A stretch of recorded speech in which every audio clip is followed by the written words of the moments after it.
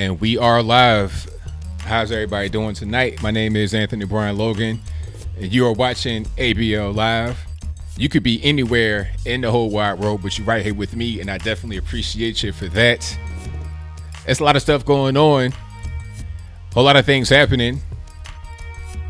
Did you see that fake story on MSNBC talking about, Trump got some money from the Russian oligarchs, and I guess they were trying to tie that to the whole orange man bad, Russia this, Russia that, but then it wound up being false. And then, what's the man's name? Lawrence O'Donnell stopped the hammering. He had to quote unquote apologize for it.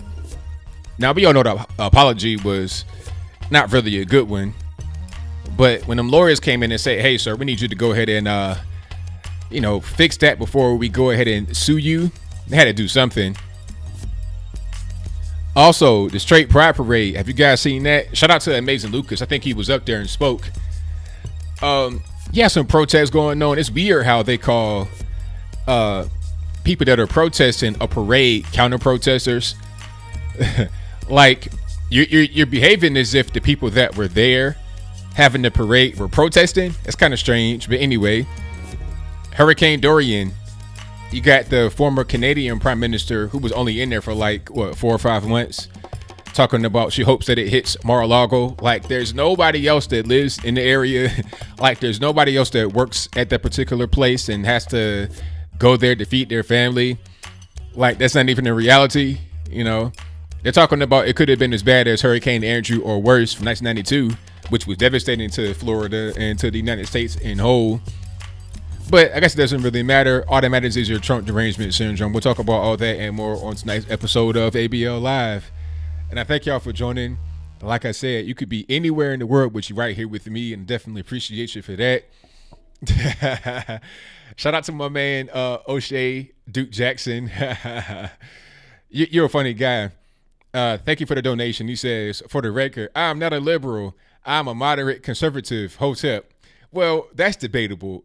I agree with you on the moderate part, but I think you're more center left. That's just my opinion. Don't get triggered by that. But thank you for the donation. I definitely appreciate you.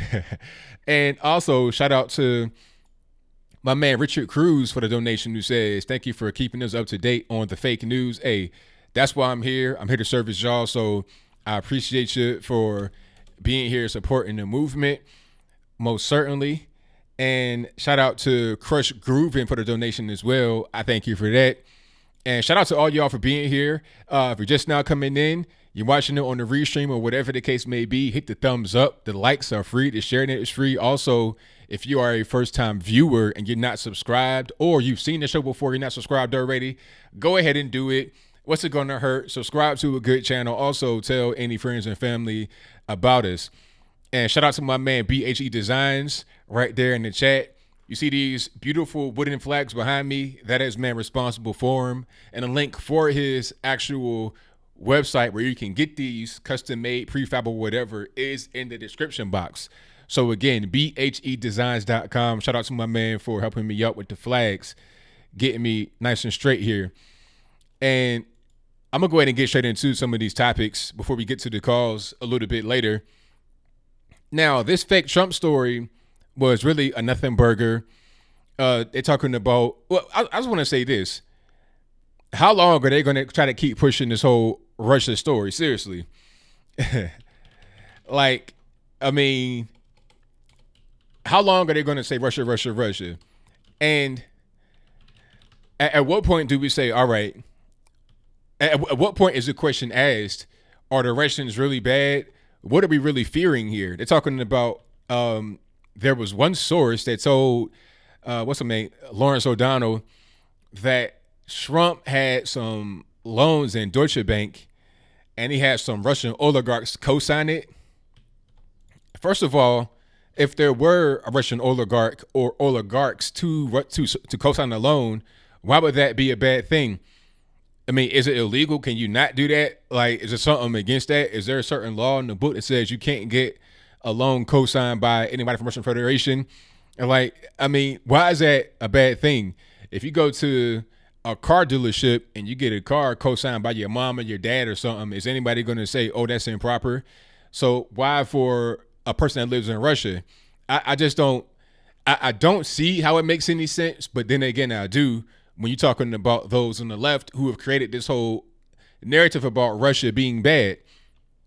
And people believe it. People really buy into this whole Russia thing. So that's why they came out and said it. It's to the point now where it's to the point now where I'll be on Twitter just talking normally. I'll get accused of being a Russian bot. Like I'm not even a real person. Not just a bot, not just a fake account, not just, lying, but Russian.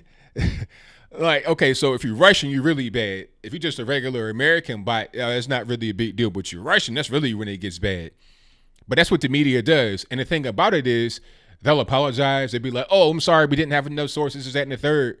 They'll put it out there, but then it doesn't really make a difference because the damage has been done already.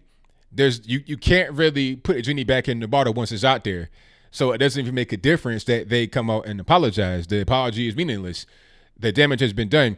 People will still believe it. That's why people are starting to go away from the mainstream media. And they come into people like myself and many others online that just give their point of view from an honest perspective.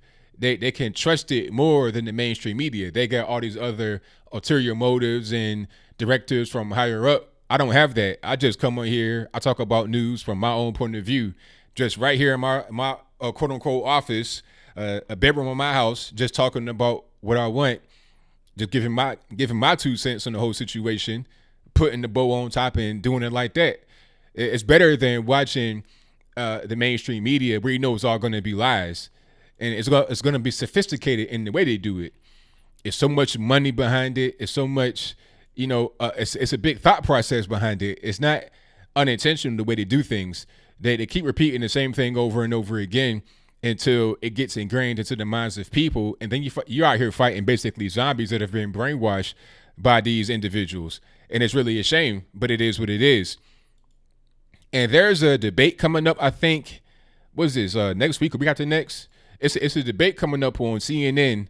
They're talking about it's going to be 7 hours long. Not 7 cumulative hours, like, over the course of 2 or 3 days. I'm talking about 7 hours straight in one day. I think it's going to start at 5 p.m. Eastern and end at 11 or 12. I think 12 a.m. midnight. So you're going to have 7 candidates and they're each going to get 40 minutes. Now, I'm not really sure, or it was 7 or 10 candidates. I'm not really sure. Anyway, they're going to have the candidates up there between 7 and 10 people, and they're all going to get a certain amount of time each. And it's going to be a quote-unquote emergency town hall on climate change. And the hurricane is going to be used. And speaking about the hurricane, to segue into that right quick, did you see some of the reactions to Hurricane Dorian?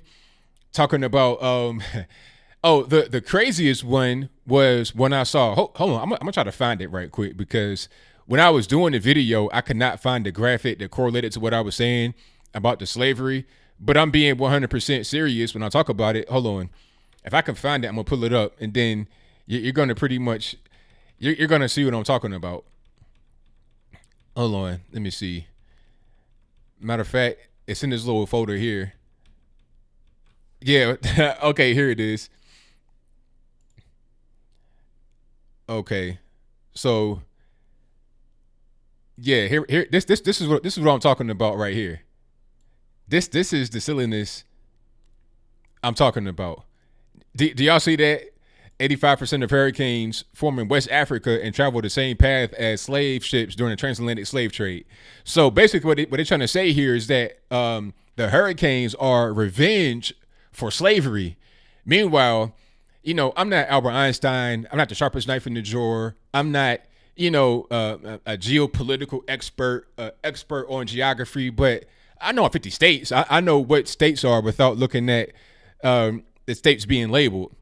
And I know where black folks live at. First of all, this area right here that's highlighted in red on the continent, on the eastern region, not beyond Mississippi River, like all over here, Louisiana, Mississippi, Alabama, Georgia, Florida, North and South Carolina, Virginia, Kentucky, all of that.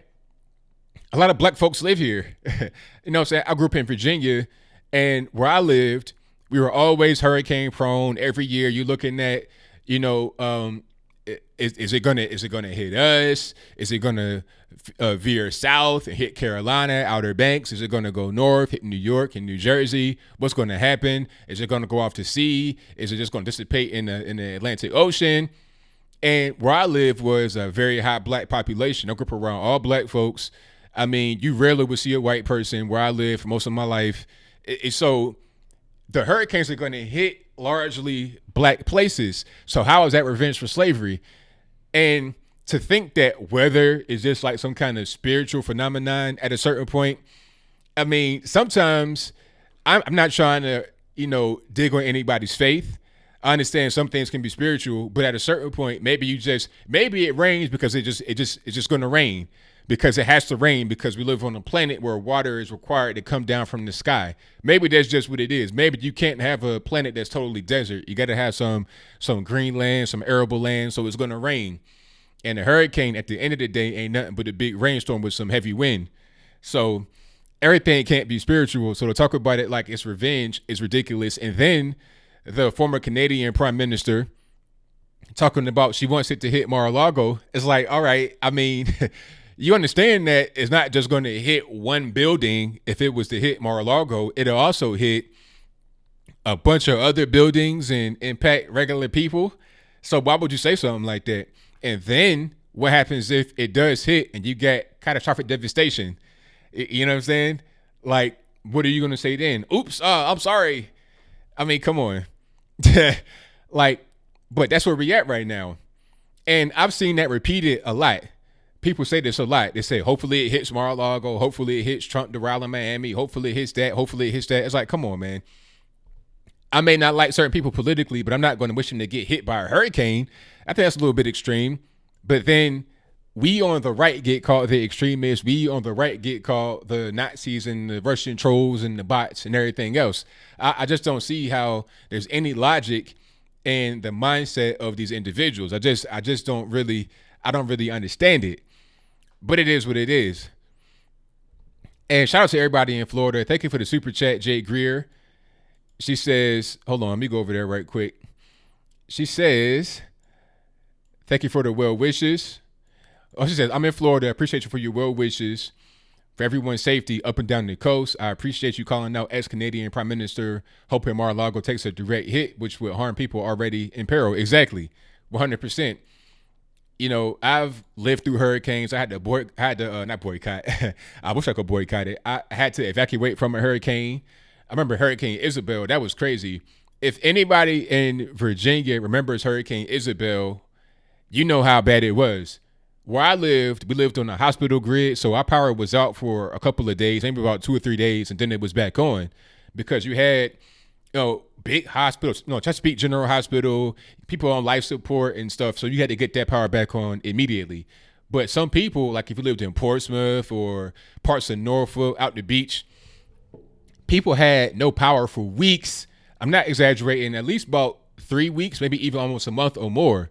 And some of the really far out areas, it might have been more than a month with no power. People were barbecuing every day. It was really bad, just from the power loss. And then the damage, the water, the flooding, especially like the places where it always floods, parts of Norfolk, Spartan Village, it will always flood right there. So I've seen some devastating hurricane effects. So people talking about, hopefully you get hit by a hurricane. I mean, come on. Would you say that to people? Would you say that about New Orleans? Like we saw what happened with Hurricane Katrina, where everybody, all those people died in the Superdome and all of that. That kind of devastation has hit before. It just did not result in that amount of deaths. So it's hit like that before. So you shouldn't wish that on anybody. Vince says 10 days no power. Yeah, those days was crazy. I remember those days. I remember that storm. I might have been like, 18, 19. So I was around when that hit 100%. But like I said, luckily we lived on the hospital power grid. So everything came back on. Yeah. And the snowstorms are like that now, Derek. Back when I was a kid, we didn't have the snowstorms like that. But now in Virginia, you got hurricanes and snowstorms to worry about, to where you might not be able to leave your house for some days. It's crazy. Oh, Katrina was crazy. Yes. Shout out to Don Lemon. Don Lemon, he can pretty much do what he wants to do, I suppose. You know, touching on dudes' wieners in public places without. I think what Don Lemon did actually, he put his hand into his own pants and then put his fingers in the guy's face.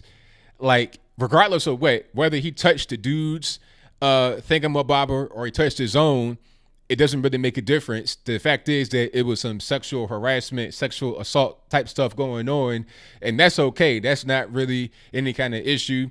Yes, it is an allegation. Yes, it must be proved, but the left does not really care about proving allegations when it comes to their own.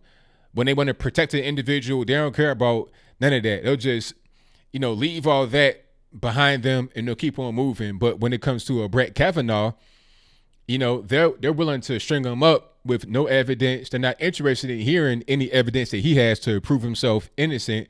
They're not concerned about that. All they're concerned about is just trying to protect their people and to damage other people. But it is what it is. Exactly. It's still nasty, 100%. That's just what it is. Now, what else we got here? And thank you to everybody that's come into the chat. If you're just now coming in, please give the video a thumbs up. Like the video, share the video, do all the good stuff for me. And if you are a first-time viewer or if you're not subscribed yet, both, please go ahead and subscribe to the channel. It is free and it helps out tremendously. What else do we have here? Did I get everything in the title? I think some part of my title might be cut off, actually. Oh, yeah, it is kind of cut off. Oh, the Straight Pride Parade. Now, shout out to my man, Amazing Lucas. He went to Boston to speak at the Straight Pride Parade. I'm not really sure where the footage is from him speaking, but hopefully we're able to find it. We can get that.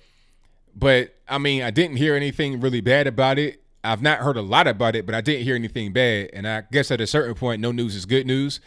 But I did hear that Antifa were there. One thing I want to say that kind of stuck out is when I'm reading articles about this from mainstream media and also just on Twitter and stuff, they're calling Antifa counter protesters. Now, since when have you had people throw a parade and have protesters come and disrupt the parade, and then those disruptors get called counter protesters?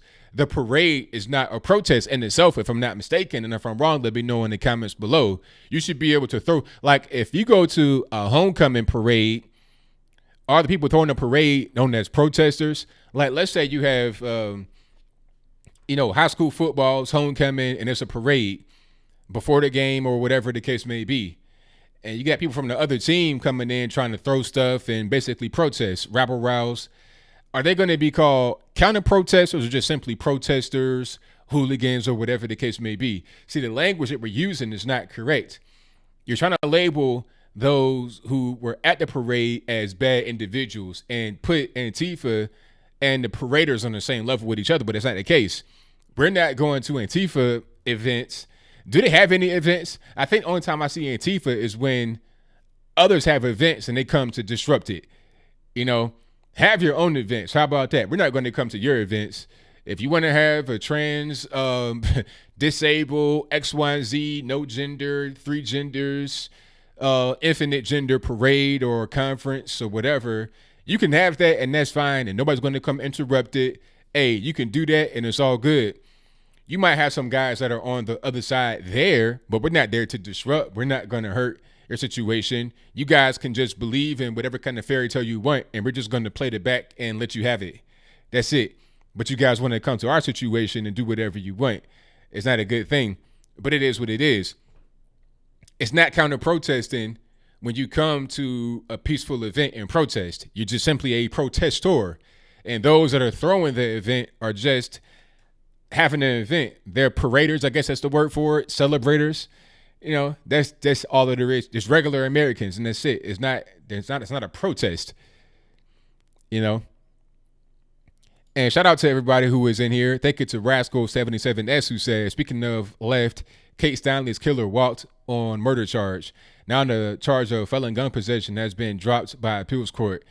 He'll walk completely free in California. Now he will sue California taxpayers. Now, thank you for the donation. I did see that. I almost did a video about it, but it's not quite over yet. California did their own thing. You know they were not going to prosecute this guy. He was already acquitted of involuntary manslaughter, I think second degree murder, and also it was a gun charge. Oh, it was a unlawful shooting of a gun, something related to a gun charge. Then it was another gun charge that he had that he also got acquitted of recently, and I think that was a felon in possession of a firearm. It was a quote unquote technicality. So he's been totally exonerated basically by California, okay, for Kate Stanley's murder. And the reason why they did that is because he's an illegal alien and they are a sanctuary city. However, he still has a federal gun charge he has to answer to. So he still might be in custody. I think he might be in a federal detention center, prison, whatever you want to call it. And he has to face that particular charge. Now, when it comes to the federal charge, he may get sent up the river for that. He might actually get some time for that. But I don't know. All I know is that the state of California, the state, people, they don't want to convict him at all. There was a detention order. I forget what it's called, but the federal agents wanted him because of an old drug charge and some immigration issues. They wanted him. The Bureau of Prisons, the federals wanted him back in right before he killed Kate Stanley, but California, San Francisco rejected that because they are a sanctuary city. They didn't want to cooperate with ICE.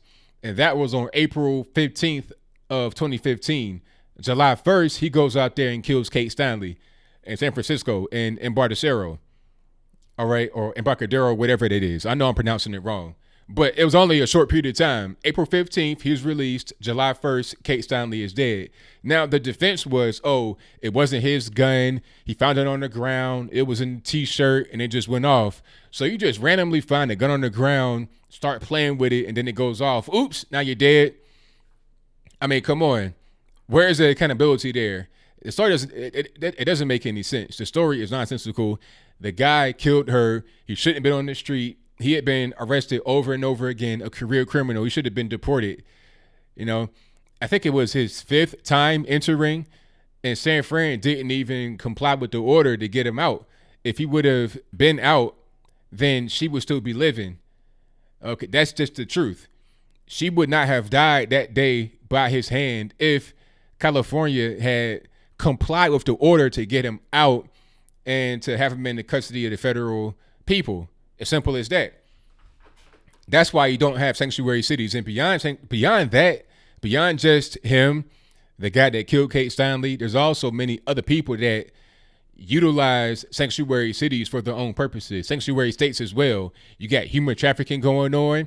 If you got these cartel members and they're up there with illegal grows, killing their environment, prostituting young girls, stealing whatever they want to steal, cars, trucks, SUVs, oil tankers, whatever they want, and they're just operating, how are they going to ever get any kind of justice enacted on them when they are protected by the state? Okay, you can't get them on illegal immigration. The state is protecting them. If they get caught in California doing the crime, they're going to get a light sentence. I mean, imagine this. Imagine being in the country illegally and you kill somebody and walk. If you are an American citizen, that would not happen to you.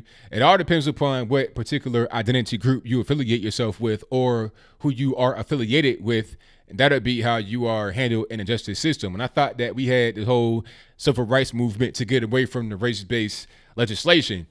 If you commit a crime, it doesn't matter what color you are, where you come from. You could come from Earth, Venus, Mars, Jupiter, a different solar system altogether. It doesn't matter where you come from. If you violate the law, you are held to the same standard as everybody else.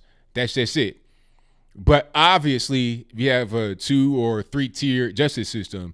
You have, your federal officials, like your president, like high up people on the left, especially. You have them, like James Comey. Then you have illegal aliens, people that are of quote unquote protected classes, illegal aliens, and then you have just regular everyday people. That's where all of us as Americans are, just regular everyday folks. You got guys locked up on traffic tickets, child support, but you could kill somebody as an illegal and walk. Hey, that's where we at right now. So That's why I'm against sanctuary cities, and that's why I want that wall. How you going to tell me that I am going to get sent up the river for a very small thing, but this guy can kill somebody after being a career criminal and it's all good? Saturn too. Yeah, you can be from Saturn. I'm not Saturn phobic, William. But thank y'all for being here. I definitely appreciate you. Yeah. And shout out to everybody that's against the wall. I know a lot of Hispanics that are, shout out to everybody that's for the wall, pardon me. I know a lot of guys that are Hispanic and girls who are for the wall in Texas, Arizona, New Mexico, California, and all over the US of A. They want that wall because they understand that we got to have safety and we got to be fair. You know, you can't just come in here illegally and then be like, yeah, I'm here illegally. So what? Don't lock me up. Don't send me back. And also, I want benefits. I want welfare. I want free college. How are you going to give an illegal alien state price on tuition? Like in-state tuition. How does that happen? You're here illegally, crashing on somebody's couch. If I come from Virginia and I go to Texas for college and I get an off-campus apartment, can I get in-state tuition? Like if I'm going to college that way? I'm not really sure how that works, but I can come from Ecuador and come here and do the same thing and I get in-state tuition. Not in Texas, but go to like New York, I can do that. California, I can do that. It's just not fair. You know, become a citizen and do things the right way like all of us, and then we're on the same page. That's it. As simple as that. It shouldn't really be a complicated thing to even talk about. But shout out to the super chatters right quick. Thank you to Armchair Engineering, who said 600 viewers, only 300 thumbs up. Hit that button, boys. Yes. Shout out to Armchair Engineering. Get the likes up. Hit the like button. I appreciate it. Shout out to Dixie George, who says God's blessings on all in the path of the storm. Yes. Hopefully everybody stays safe. One thing I got to say about the storm preparation, do not get milk and bread. I always wonder why people got milk and bread. Like you go to the store come hurricane time, the shelf would be cleared out. It'd be no bread and no milk. Like, what are you going to do with that milk and bread? If you're going to have no power for some days, that's going to go bad the fastest. That's probably the worst thing to get. You don't have any power in your refrigerator, so the milk's going to go bad immediately, and the bread will go bad quickly anyway. It ain't going to last, a few days, and it'll start molding. You need canned goods, bottled water, maybe even the water purification, some kind of generator. And don't put a generator inside your house, please. Put a generator outside your house. If you're going to put it in the garage, have the garage door up. You don't need the carbon monoxide in your house. That can kill you, okay? I saw a situation where a guy, he was in the house. I think they had the power cut off, or it might have been an abandoned house. He had his whole family in there and was using a generator, and everybody died overnight because a generator, if it's gas power, it produces carbon monoxide. So you can't have that in your house. They have battery operated generators. Do something like that, but don't have a gas power generator inside your house. If you're going to use that, put it outside of your house. It's like think about like a car. You won't put your car running inside your house or in a garage. You got to have it outside. But yeah, have canned goods, MREs, bottled water, no perishable items because they're going to go bad and you can't eat it. Simple as that. And shout out to Radical. Oh, I already read that one. Shout out to Crush Grouping, who says, Amber Alert, Allegheny, Pennsylvania, please be aware all. All right, thank you for your donation. Thank you to Chris Anderson for your donation. Shout out to Q Time for your donation. Shout out to Zeto's King Sword, who says that Hotep stuff, talking about O'Shea. Shout out to Will Redding, who says, can't stay long tonight, but want to wish everybody a happy Labor Day. Keep the coals hot and the roads friendly. There you go. Thank you for your donation. And shout out to Tony X666, who says, I was at the Straight Pride Parade. A lot of Antifa members were arrested. I saw some of that. People on the ground, just really weird stuff. You know, Antifa, like I said, I always see them when they are at someone else's event trying to rabble rouse, trying to start stuff, but I never see them at their own events. They never do anything on their own that I've been able to see. I could be wrong. Maybe they have a whole calendar full of events that they do. Maybe they out here, cleaning up neighborhoods, but I doubt it. These are probably individuals that make the neighborhoods dirty, banging needles and leaving them on the ground in San Francisco. But that's a different story. And for now, I digress. All I'm saying is that they don't really do things except for cause problems wherever they go. And be more productive is all I'm saying. Be more productive and do different things. Okay.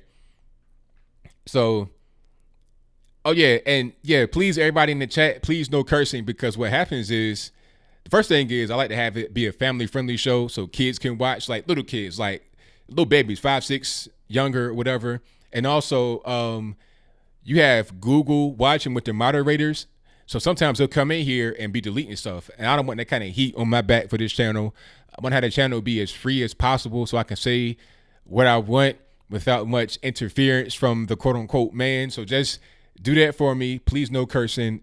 That'll help me out tremendously. All right. Let me see. But shout out to everybody in here. I'm going to read some more and then we'll get to the calls in a little bit. Yeah, and I always see people getting alcohol too. That's a big one during the hurricane. They go to the ABC store in Virginia, which is like a liquor store, a government liquor store, and then they get a bunch of alcohol. Don't do that. I mean, you want to be sober out there, especially when you need to be trying to escape or you got to move quickly. Because in one hurricane, we were at the house. I was in high school, I think, or college. I was right around 17, 18. But anyway, there's like a little front part to my mom's house, like in like this little sunroom area, and that ceiling collapsed. It came right down where a table was at. Luckily, we saw it collapsing and we moved the table away, but that thing came right down. So you don't want to be in that situation trying to move furniture and, you know, things are collapsing around you. You don't want to be in that situation when you're drunk. You know, that's just not a good place to be in. Not at all. So keep yourself sober. You know, if you like to drink or whatever, that's fine. But do your consumption after you're out of the woods and you don't have trees falling down on your house and all kind of other stuff like that. You know what I mean? So that's pretty much what it is. California Critic says, ABL, I would love to see a kid who is that informed. The next president is watching this live chat. Hey, that's what I'm hoping for. Hoping that the younger generations coming up are going to be more informed than we are. And then we can just have that kind of magnify with their kids and their kids and their kids. So then in the future, we have a more informed populace, not the way it is now, where so many of us are just easily driven by the media, whatever they say, not having thoughts of our own. And that's mostly those that are on the left.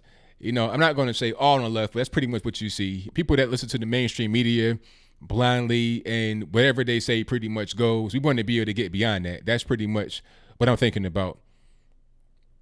All right. Let me see. And what else do we got? Did I get everybody? I think I did. All right. Let's get to the calls here. The number to call is 434-658-1220. And let me make sure that I got my Skype operating properly, because you guys know how much I love Skype and what it likes to do. But let's see if everything's working right. Wow. Okay. First, it was saying that I didn't even have any microphones selected. That was crazy, but I think we're good now. Okay. There we go. Spam and cheese whiz. That ain't going to get it done. Now, one thing I want to say about the Straight Pride Festival or the parade, people were saying that, oh, I got to show you guys. Well, I don't want to show that. It's family friendly. But one thing I want to say, people were talking about, you know, they're trying to say like some kind of white nationalist. And it's like, man, come on. Why is it a bad thing? If you can have gay pride, why not straight pride? What's the difference? Milo was there speaking. I'm not sure what he said, but you know, it's not an anti-gay thing or anything like that. It's just a matter of being proud of who you are as a straight person. If you're gay and you're proud of that, that's fine. That's your business. So why not be proud of being straight? It should be the same thing. There should be no difference or any kind of separation between that. That's how I feel about it. Maybe some people are different than me, but I think it kind of makes sense. At least from my point of view, it does make sense.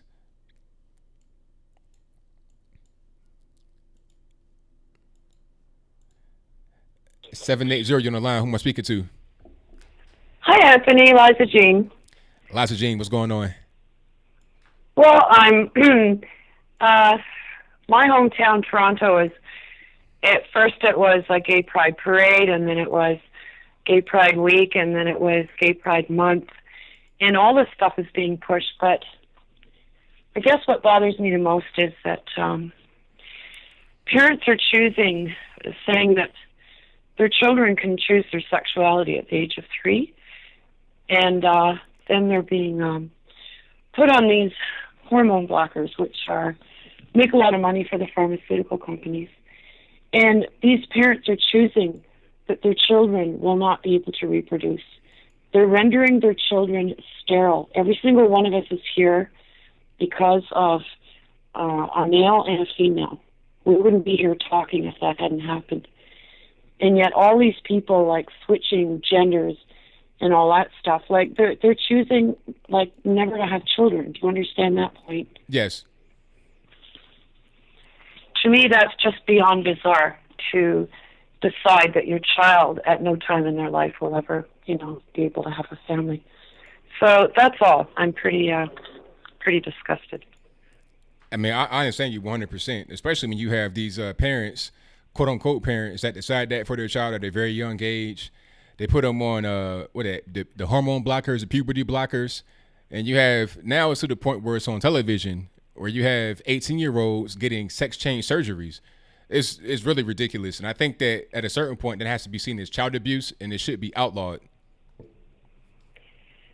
They will never have children. I don't think people stop to think about this. You have no right to do that to your child. And I don't know how far we're going to go with this. I think this whole thing is leading into the pedophile thing. But let's just, if we think times are going to get worse, we just need to enjoy what we have now and reach out to each other and be there and be supportive and speak up. 100% correct. Okay. Thank you for everything you do. Thank you for the call. Definitely Bye. appreciate you. All right now. Okay. Bye. All right. Thank you, Elijah Jean, for the call. Most certainly appreciate her. And you guys know the drill. The number to call is 434-658-1220. Shout out to my man Kevin Duggan on PayPal. He says, we need help in Texas. Mexico is falling. We have no wall. Do not do some emergency help to Mexico. Combine Texas-Mexico government. Well, I mean, hey, that wall, I think Trump is doing all he can with the wall. He's trying to get the DHS to speed it up, get everything tightened up and build the wall right away.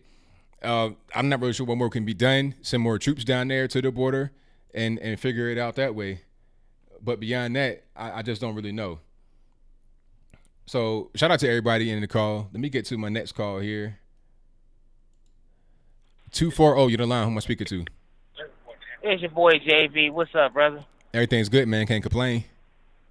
Man, that last call from Canada. Wow, Canada going hard like that? Yeah, pretty much. It's getting sickening out here, man. And then, Omar is officially a side chick. She's a home wrecker. And the thing about it is, you can tell it's true because she won't speak on it. I mean, why not? All you gotta say is, look, hey, I didn't do it. She won't say I didn't do it. She won't say I did do it. She just says nothing. You've seen her interviews about that? Yeah, I've seen that. She's talking about, well, I don't want to get to my personal life. That's something I'm not interested in talking about that. So, she won't come out and flatly deny it, which is what she should do, because when you're in the public eye like that and people are spreading rumors, if they're false, just come out and say, hey, that's false. But she won't say that because apparently there's some truth to it. Yeah, $230,000 worth of it. Right, you're talking about $250,000, like 1/3 of all the campaign money that she's ever gotten. So it's that's a lot of money to one individual. Exactly, and then the flip side is she realized you're a politician now. You have nothing sacred. You throw stones in a glass house, you will get your windows will bust. Am I right? 100%. And then the thing about me so mad, but everybody sitting around saying, how you know it's true? If it's not true, denounce it. It's not true. Oh well, keep it moving and just go on with your life. Now it may persist for a while, but guess what? If it's not true, it'll die down. But by the way she's acting, it's making it worse. Right. And then have you noticed the squad is all quiet now, and Okazi is kind of basically trying to associate from it. What's that black girl with him? what's her name? Ayanna I can't Presley. remember her name. Ayanna Presley. She voted for a bill that Omar and OKC are against. I think she's about to jump ship and go back to back to the same left. I don't know. I mean, she might try, but I mean, is she going to be accepted? I don't know. We'll see about that one. That's a good observation. Yeah. And then on the flip side of everything is, have you noticed that you have a 7-hour?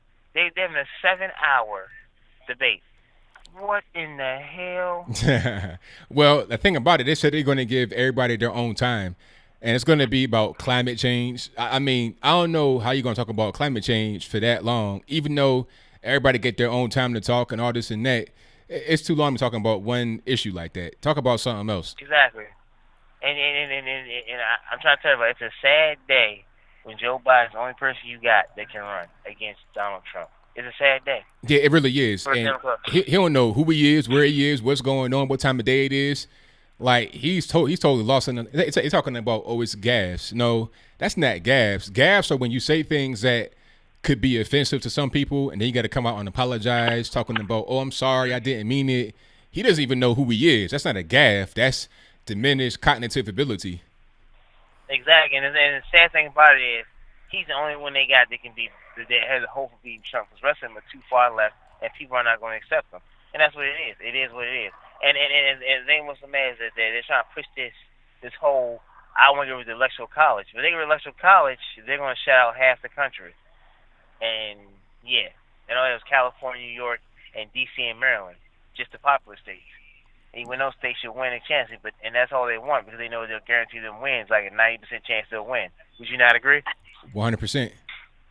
And then on the flip side is the Omar thing is no, CNN's not reporting it, MSNBC's not reporting it, no one's reporting it because the thing about it is trying to make it look clean, but she's losing in polls now, so she's not getting reelected. I don't think. Do you? Who, Ilhan Omar?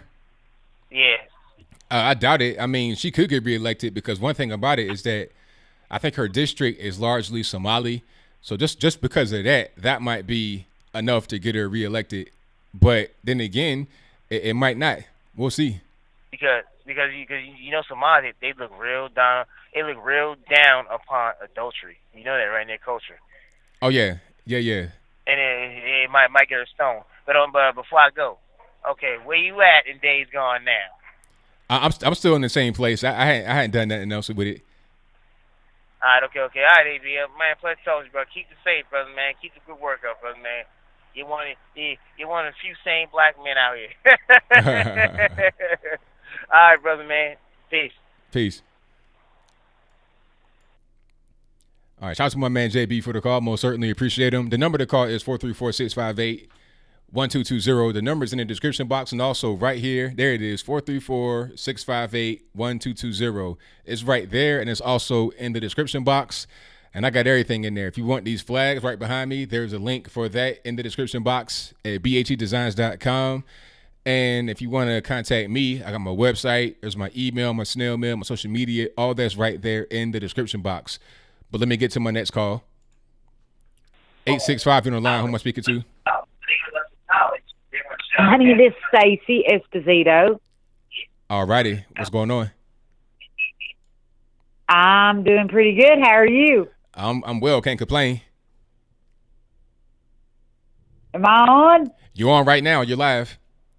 Okay, great. Because I just muted the sound. Anyway, how do you think Kamala Harris is going to do? You think she's going to rebound? I don't think so. I think she's pretty much toast at this point. She might try to become somebody's vice president. She might actually team up with Joe Biden and become his running mate because I don't think that she can really get too far beyond where she's at. I think you got Elizabeth Warren in front of her, Bernie in front of her, and Joe Biden in front of her. It's going to be a long road. Well, did you hear about Bernie calling for now he's wanting to eliminate everybody's health care debts? No, I didn't hear about that one. No. Yeah, he's wanting to eliminate. You know how they went around with the college debt, and they're wanting to eliminate that. Now he's talking about medical debts, and he's wanting to eliminate all those.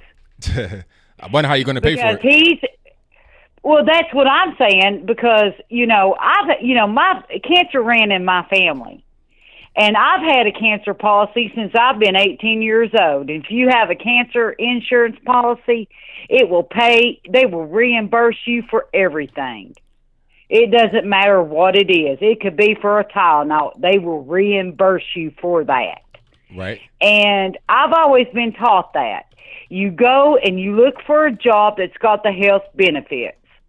It might not pay much, but you got to look for the benefits. Right. You got to see how it's going to work in your favor. You can't look at the pay only. Look at the benefits too. Right, because I live actually here in East Tennessee, where you do, about 3 hours north of you, and we might not have high paying jobs, but we have great jobs around my area with great benefits. And that was instilled. My grandfather instilled that in me when I was young, and I have always, when I go look at a job, I don't look at the rate that they're hiring me in at. I look at the benefits too, and all that, and whether I can get any schooling in. Because most places will pay for you to expand your knowledge. You just have to inquire about it. And but anyway, getting back to Kamala, I was just, she's dropping really far down in the polls. And I can't believe I got on here. I've been trying to get on here for a couple weeks now, so I really appreciate this call. So thank you, and I will get off here and just let me know what you think about Kamala and the rest of them, and I appreciate it, and keep doing what you're doing, ABL. Well, thank you for the call. Definitely appreciate you. All right, honey. Thank you so much. All right, now. All right, shout out to the caller from East Tennessee. I've been up and down the eastern part, coming from Virginia. Beautiful country. All around here is great because you got the hills. It's good, and the hills ain't too high, but it ain't too small. It's right on it. So shout out to everybody in the building. Thank y'all for joining. I most certainly appreciate you. And did I get everybody? Yeah, I think I got everybody on that. You're gonna get to the next call. 970, you're on the line. Who am I speaking to? Hi, my name is Megan. Alrighty, Megan, what's going on? I was just calling to ask about the censorship I noticed this morning when I was attempting to watch the Straight Pride Parade. I'm not sure if a whole lot of people noticed because of how much YouTube was trying to clamp down on it, but I started out on the Amazing Lucas's channel and watched his coverage until it got cut off, and from then on, every live stream I found kept getting cut off. So I'm just pretty alarmed about this. Now, what happened though? Like, were they just were they just ending, or like was it kind of an abrupt cutoff? Like, how were the streams cutting off? Do you know? I'm not exactly sure. At first, when the Amazing Lucas cut off, I wasn't sure what was going on. I thought maybe it was a technical difficulty or something like that. Mm-hmm. But then, it just started going into the loading page. I refreshed the screen, nothing happened. And then I noticed in the live chat that it was happening to everybody else as well. Oh, okay. Wow. Yeah, I don't know what's going on with that. It could be a couple of things. It could have been just, how it was in Boston with the reception. Everybody trying to go live at once. A lot of traffic in a particular place. It could have been some jammers going on right there. They could have been preventing coverage from coming out in Boston physically. Or it could be YouTube trying to stop it. Because I know one thing, the mainstream media, they're talking about Antifa, and they're calling them counter-protesters. Well, it's not counter-protesters. It's just protesting. Because if you're having a parade, you're not protesting. You're just having a parade. So if people come to protest the event, it's just protesters. So I think the mainstream media were against it. So I would not be surprised if YouTube was also against it. But I'm not really sure what they were doing specifically. Right, exactly. The really sad part was, I felt quite lucky to finally be able to find one stream left that was showing Milo Yiannopoulos, and that was from Super Happy Fun America's website itself. But by the time he came up for his speech, there were less than 200 of us watching, and I just felt so sick about that because I'm sure there's a lot of people that were wanting to see this, and this is some of the most obvious censorship I've seen. Right. Yeah, it's pretty crazy. But I just wanted to tell you that I really love your show, and I'm glad that you're talking about the Straight Pride Parade because I think it needs as much coverage as it can get. Well, thank you for your kind words. Definitely appreciate it. Thank you for the call as well. Okay. Thank you, Anthony. All right now. Bye-bye. All right. Shout out to the caller. Yeah, I've been kind of concerned, like, okay, where's the Straight Pride Parade? I've not seen a lot of coverage on the YouTube. You know, I'm searching for live streams. One thing I've noticed is that some of the streams that were happening were kind of like you couldn't find them, even if they were going on. It's really weird. I felt like there would have been more coverage of it live. You know, maybe the media would have been covering it. Regular people that were there. I just didn't see a lot of live streams. Now, what we may see are videos after the fact, people, you know, talking about it and having interviews and things like that. But I didn't see much of any live footage at all. Like she said, Amazing Lucas was streaming for a while. I think his might have just been some an issue with the coverage in the area as far as the cell phone coverage, because the quality of the stream was not really that hot from the jump. So it could have been that. But as far as anyone else, I'm not really sure. It could have been some, direct censoring. But like I said, I can't really tell. All right, call you on the line, 347. Who am I speaking to? Joshua. All right, Joshua, what's happening? What's happening with you too, Andy Von Logan? Everything's good, man. Can't complain. No, that's as a lady. Well, I'm not working, but hopefully in September I'll work soon and donate to Donald Trump for 2020. I didn't hear that. I couldn't hear you. What you say? I said I'm not working as of yet, but when I work, hopefully in September, when I get paid, I will donate money to Donald Trump for 2020. There we go. Can't believe it's almost here already. Yeah, like 2016 just happened. It'll be here before you know it. You know, right now we're just getting into trying to figure out who's going to be the nominee for the Democratic Party, and next thing you know, senile Biden will be the nominee. You said senile Biden. Mm-hmm. Yeah, he doesn't even know his president Barack Obama. Yeah, I don't think he knows his own name, quite frankly. You know, I think he might catch him one day.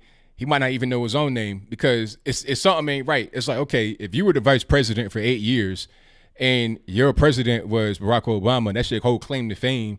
That's the reason why you even here, because let's be clear, Joe Biden was trying to become the president since 1988 unsuccessfully.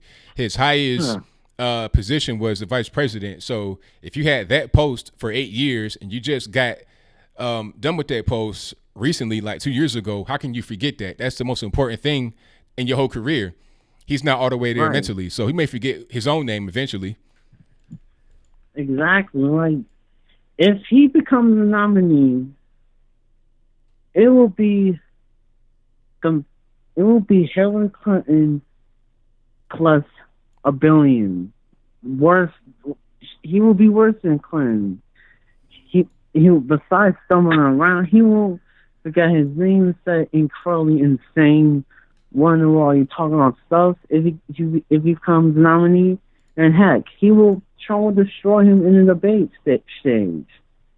It's like, like in a debate. Look, in a debate, Joe Biden has no chance. He would get washed. I'm talking. He would get obliterated by Trump. Trump would just be like playing with Trump would be like a cat playing with a ball on a string, toying the mouse around. That'd pretty much be how that is. Right, he looks like he's about to cry sometimes when he gets. He looks like he's about to cry. Seriously. Yeah, he was. Oh man, it's funny. It's funny and sad at the same time. Yeah, I agree. It's funny and sad. Correct. Yeah. And another thing I want to talk about is did you hear about the shooting in Texas? I heard something about that. I think it might have been an active shooter that they were trying to pursue. Yeah, the shooter is dead now. He's dead now. So did he kill anybody? Like, what happened with that? Yeah. He injured like 30 and 5 people are confirmed dead. Wow, that's crazy. Yeah, and I know the when Monday comes, the media and leftists will use it as gun control. And also, he on the police. I have it on the stream on CBS. The police said it was like a white male, and that's going to be even better for the mainstream media. So, wow. Like, they're going to spin it until it's like a dead horse at this point. Because let's be honest with it, everybody knows that gun control will not stop criminals because criminals do not follow the law. They probably get the guns illegally. So people focus on these events that reach the media, but they don't talk about just regular everyday security of individuals, home invasions, people that get stalked, women that get stalked and need something to protect themselves. If you say, okay, no more guns, you can't have a gun legally, all you're going to do is put regular civilians at risk. There's 400 million guns out there in the wild. There's 400 million guns out there in the wild right now, and the criminals are going to have those. If you say, okay, it's a mandatory buyback, give your guns up right now, people that are criminals are going to say, no way. Some regular people are going to say no way as well. Then you're going to make them criminals. So it's all around a bad thing. Just because you have some bad people out here doing bad things does not mean that the general public should be punished for the actions of bad actors. That's unfair. Right, exactly. They only send ducks. Right, you just helping them and you're not helping us, and that's not right. Right, the exact opposite is going to happen. Yep. And like speaking of it, like the media never going to talk about, and politicians we're never going to talk about leftist politicians. Actually, we're never going to talk about that Chicago Trump's like the murder rates of like school shootings and random killings around the state, because Chicago has killings all the time because of fatherless homes. Right. Yeah. And last thing I want to talk about is a couple of things actually. Well, I got short amount of time, so make it one more thing. We can go into the next call. Yeah, Hurricane Dorian will not actually make a direct landfall at Florida. It's probably going to make, like, it's going to ski towards Florida, but it's not going to make direct landfall. It's probably going to make a direct landfall at Georgia or South Carolina. Well, that's not very good either. It just won't hit where they thought it might hit. Yeah. Anyway, I talked to you on Wednesday. All right, thank you for the call, man. Definitely appreciate you.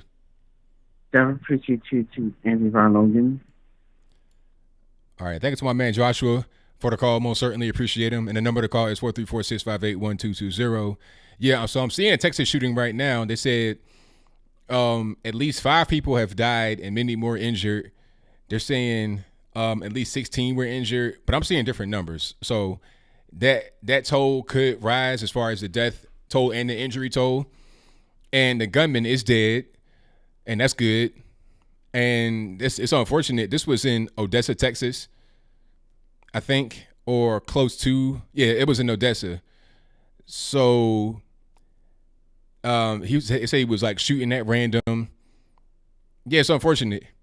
But see, that's why regular civilians got to be more vigilant about their safety, because you never know what kind of nut job is out there. Not only with a gun, somebody could be out there with a knife. I've seen situations in Europe where people get stabbed in the street with a sword. I'm talking about a guy. I mean, I wish I could unsee it. You ever see something on Twitter and it kind of comes across your view? It might have a little warning on it that says, okay, it's kind of sensitive. Do you want to see it? It's like, yeah, I want to see it. What's going on? And you click it and you wish you had not clicked it. I saw a guy get impaled with a sword. Another guy got stabbed with a big, I don't know what kind of knife that was. It looked like it might have been a kitchen knife, but just really big. It looked like the form of a kitchen knife, like it was not heavily serrated.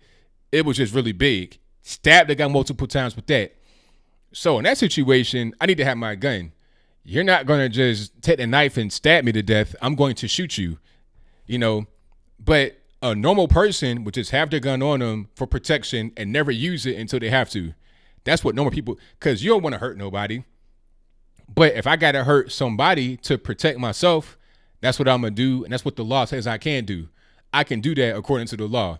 I'm going to stay lawful. Most people are going to stay lawful. And if you're not going to stay lawful, well, hey, if you die, you die. But let me get to the next call. All right. 702, you on the line. Who am I speaking to? What's up, ABL? It's American Joe. American Joe, what's happening? Well, you are right on topic today, man. This is exactly what I want to be talking about right now. And you're hitting the nail right on the head. Thank you. If anyone out there is crazy enough to think that the leftists in this country, the politicians, and some of these people, even on the right, that they care about our safety so much they want to disarm us so that we can go out into this crazy world we live in every day, they're out of their minds. Every shooting that happens, everything that happens in Chicago on a regular weekend or Baltimore, every mass shooting, everything like this crazy guy in Texas a few hours ago, that just proves that I need to be armed. I need to protect myself. I'm responsible for American Joe's safety, and I'm responsible alone. And nobody's going to protect my wife except me. You think the police are going to show up to protect my wife? You think Chuck Schumer's going to show up to protect my wife, or Nancy Pelosi's going to show up, or Dan Crenshaw's going to show up? No.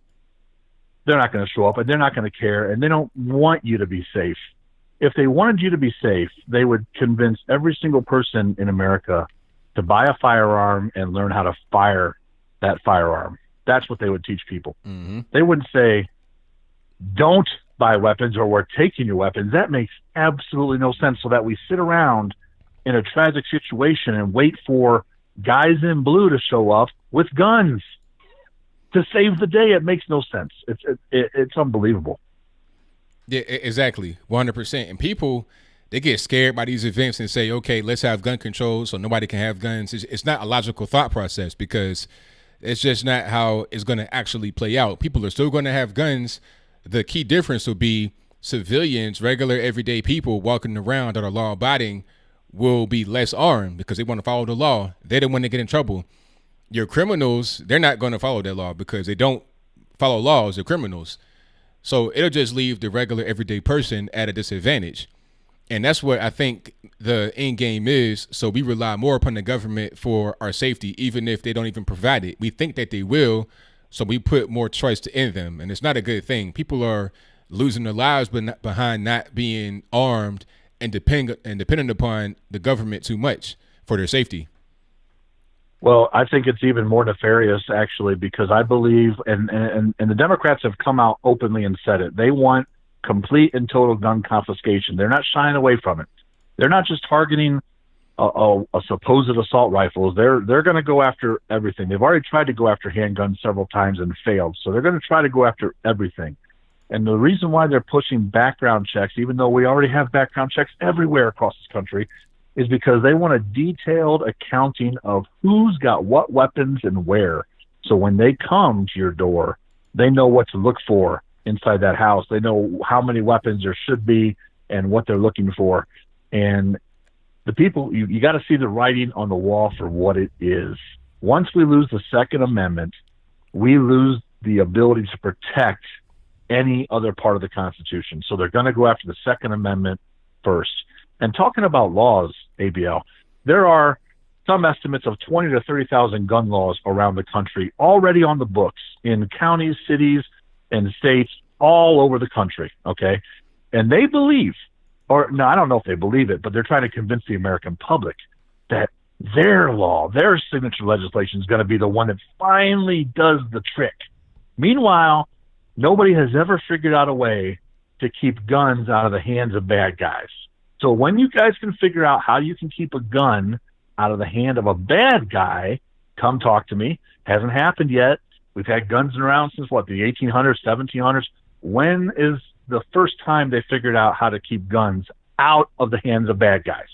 The only thing they're successful at doing is stopping guys like me and you from getting weapons to protect our families. That's it. Exactly. 100% correct. So I'm fired up, man. This Texas shooting is just another in a long string of what's going to be happening. Every time we get close to an election and every time we get close to a major gun grab event like Congress going back in session in a couple weeks, it just so happens that these shootings just kind of seem to multiply. I'm not a conspiracy theorist. I'm just stating the facts. And then Oh, how convenient. Everybody's got a manifesto that was conveniently posted on Facebook, these eloquent, well-written manifestos. And then you look at the picture of the guy who supposedly wrote it, looks like a complete idiot who failed the 12th grade, who wrote this 12-page manifesto with this big philosophical view of the world. Get the hell out of here. But I don't trust any of it, ABL. I'm right there with you, man. Every time I see it, it's like, come on, really? He had this detailed thing, outline, proper grammar, proper punctuation. It's like, man, a lot of these kids can barely read. So come on, let's just be real. And like you said, the timing of it is really interesting. Right around election time, some of these things could already be happening before, but they don't. It's not a whole lot of media coverage. They kind of like leave it alone. But then right around now, it's convenient, it's politically expedient, so they're gonna shine a light on it and then add stuff on top of it to make it that much more usable for the politicians. They go out there, campaign on it, and then the beat goes on. Yeah. So anyway, man, I love what you do. I think you're doing a great job. I'm gonna do a quick plug of something I don't get any benefit from at all, ABL. It's the Gun Owners of America, gunowners.org. Those guys are no nonsense. They stand behind the Second Amendment, and they're fighting every single day to protect our Second Amendment. I'm a Patriot member myself, and I tell as many people that are listening, go join up with the Gun Owners of America and help us fight against this infringement of the Second Amendment, my friends. 100% correct. That's all I got. Thank you for the call, man. Definitely appreciate you. And tell everybody how to get in contact with you, man, your YouTube channel. Just search me out, man. If you type in American Joe Show on YouTube, you're going to find me pop up all over the place. If you guys are all about America and the Second Amendment and you stand behind Trump, or even if you don't stand behind Trump, you're just a patriot, come on over. I'm looking for other patriots to hook up with and get to know over there. So we're building a big grouping of patriots over there looking for more people. So come on over. All right, man. Thank you for the call. Definitely appreciate you. Thanks, brother. All right, thank you to my man, American Joe, for the call. Most certainly appreciate him. And you guys on the Jordan number to call is 434-658-1220. 404, you're on the line. Who am I speaking to? Mike from Atlanta. All right, Mike, what's going on? So here's my bigger issue with this whole thing. When you're trying to win people to your cause, as far as the whole Second Amendment goes, you have to bring in natural law. So when I ask people who have problems with the Second Amendment or don't believe we should have any kind of assault rifle or anything like that, I tell them, what do you see that occurs naturally in the wild? When you see a cheetah chase down a gazelle, when you see a lion try to kill an ox, even though those animals know they're going to die, they still fight. No matter how fruitless it may be, you'll see them still try to fight. They still try to defend themselves. So you put it into a Second Amendment clause, which pretty much brings it into the whole light of defense against a tyrannical government, has nothing to do with with hunting or any of that other mess people always bring up. In my opinion, it almost has nothing even to do with your own defense. It's for defense against a tyrannical government. When a government becomes tyrannical and they begin to pretty much say, fuck your rights, pretty much. Hold on. Caller. You can't cuss, caller. It's all. Oh, sorry about that. Sorry about that. But when the government no longer cares about your rights, you have to have a means to protect yourself. It is very easy to oppress people who are unable to protect themselves. So for me, it's a bigger issue of, if you don't believe in your right to actually have an arm, have weapons, you don't believe in your right to be able to speak freely. Because what happens one day when they say you can't say what you want to say? You can no longer speak freely. What happens when they say we're going to go ahead and do away with the Fourth Amendment? As far as search and seizure goes, we don't need a warrant. We're going to come up in there. The Second Amendment holds this whole thing together. And if you actually look at the Bill of Rights, it reads like a fight with the government. The First Amendment, I need my freedom of speech, religion, press, et cetera, et cetera. The Second Amendment, if you don't like what I'm saying, I got a gun. The Third Amendment, you can't bring those troops into my house, period. The Fourth Amendment, unless you have a warrant, you need to get off my property. It is a fight with the government. It was written by people who understood what a tyrannical government can do. If you do not have your rights intact, all of them, you will have some serious problems. So for me, it's not a question of, assault weapons, et cetera, et cetera. I believe that every citizen should be able to at least arm themselves to the capacity of the average infantry soldier. That includes automatic weapons. I'm even taking it as far as, a potential M203 grenade launcher. I mean, it just depends. But the average infantry soldier is how the average citizen should be able to arm themselves. Now, I get it. Grenades might be a stretch or whatnot, but I'm just saying you should be able to defend yourself so that way when the government decides they're going to become tyrannical, when it gets too messy out here, even with the hurricane that's about to hit Florida, there are some people who can't leave. There are some people who have to stay. They have to weather the storm. They've got to stay in their homes. There are still gangs in Florida. There are still crazy people in Florida. When that storm passes, or even during that storm, if somebody decides they want to come in your house and do something crazy, Chuck Schumer is not going to be there. Nancy Pelosi, nobody's going to be there but you and yours. You need something to protect you and your people. This is not up for debate. I use that same terminology when I'm talking about it, even being black. We're not that far away from civil rights. There are still people walking around who could not sit in the front of the bus, who couldn't ride the bus. There are still people who have seen true racism. We're just not that far in our evolution. We're just not that far as people. We're not that far in our intelligence. We still need guns. We still need a means to protect and defend ourselves from people who will do us harm. You have people who have done things like stab folks, who have shot folks, serial killers, the whole nine. You want a perfect society, but you will never have perfect people, period, point blank. It will never be perfect. And until then, I need a gun to make sure I can stay safe. 100% correct. Very well said.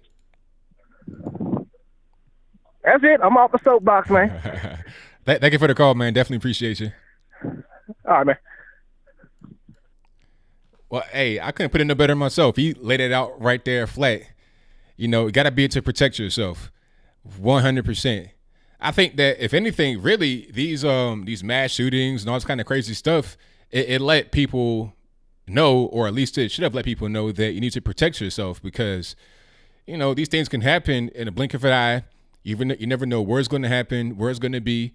So you got to be vigilant. You got to be aware. But I've always known that. Even as a kid, I was always told by my mother, it was like, keep your head on the swivel, know where you are, beware of your surroundings. That was something that was always preached to me. So I know always what's going on. And if things are kind of weird and if something happens spontaneously, you got to be prepared to be able to react. That's just kind of where we live at right now. A lot of that is driven by the mental illness people have, the drugs going on. That also is involved with it. A lot of these school shooters were on psychotropic medication and all kind of other stuff, but we don't want to talk about that. We want to talk about guns and being able to restrict guns. What about the individual that's behind the gun? Do you see a pattern in behavior? Do you see a pattern in how these individuals are, how they think, how they, you know, their whole life structure? Look at the individuals and fix that rather than trying to take away guns. Guns have always been in society. We did not have an issue with these mass shootings before. Used to be able to have guns in school, rifle clubs and everything else. Nobody just shot up the school, but now we're seeing people get shot up in the school. Why? Let's look at the individuals and fix that rather than trying to take away the guns. All you're going to do is just hurt people that need them to protect themselves. But let me get to my next call. 206 on the line. Who am I speaking to? Yeah, this is Dougie. All righty. What's going on? Oh, nothing much. I just wanted to call back. You know, I saw you guys talking about my town. I grew up in San Fran, and I kind of wanted to explain San Francisco in a way. You know, everybody can't understand, and I think what people forget is that they're caught in their own dichotomy, you know, their own little micro world. And San Francisco, you know, it's $4,500 for a one bedroom. You know, hold on. You said $4,500 for one bedroom? About 4,000 to 4,500. Wow. You know, that's an old quote. But you know, in Seattle where I'm at now, it's like 1,500. If you go to the sticks, it's 500. You know, 500. So you know, somebody could be on rent control, be in the middle of the city, making a huge amount of dough, and life's good for them. You know, but you could be in Seattle where it's booming, but the rent is going up 3 times faster than the wages. And so, you know, I wanted to basically explain the whole economic thing that I was talking about the other day. Because, you know, basically you have a third of the population, you know, about close to 100 million not on the workforce.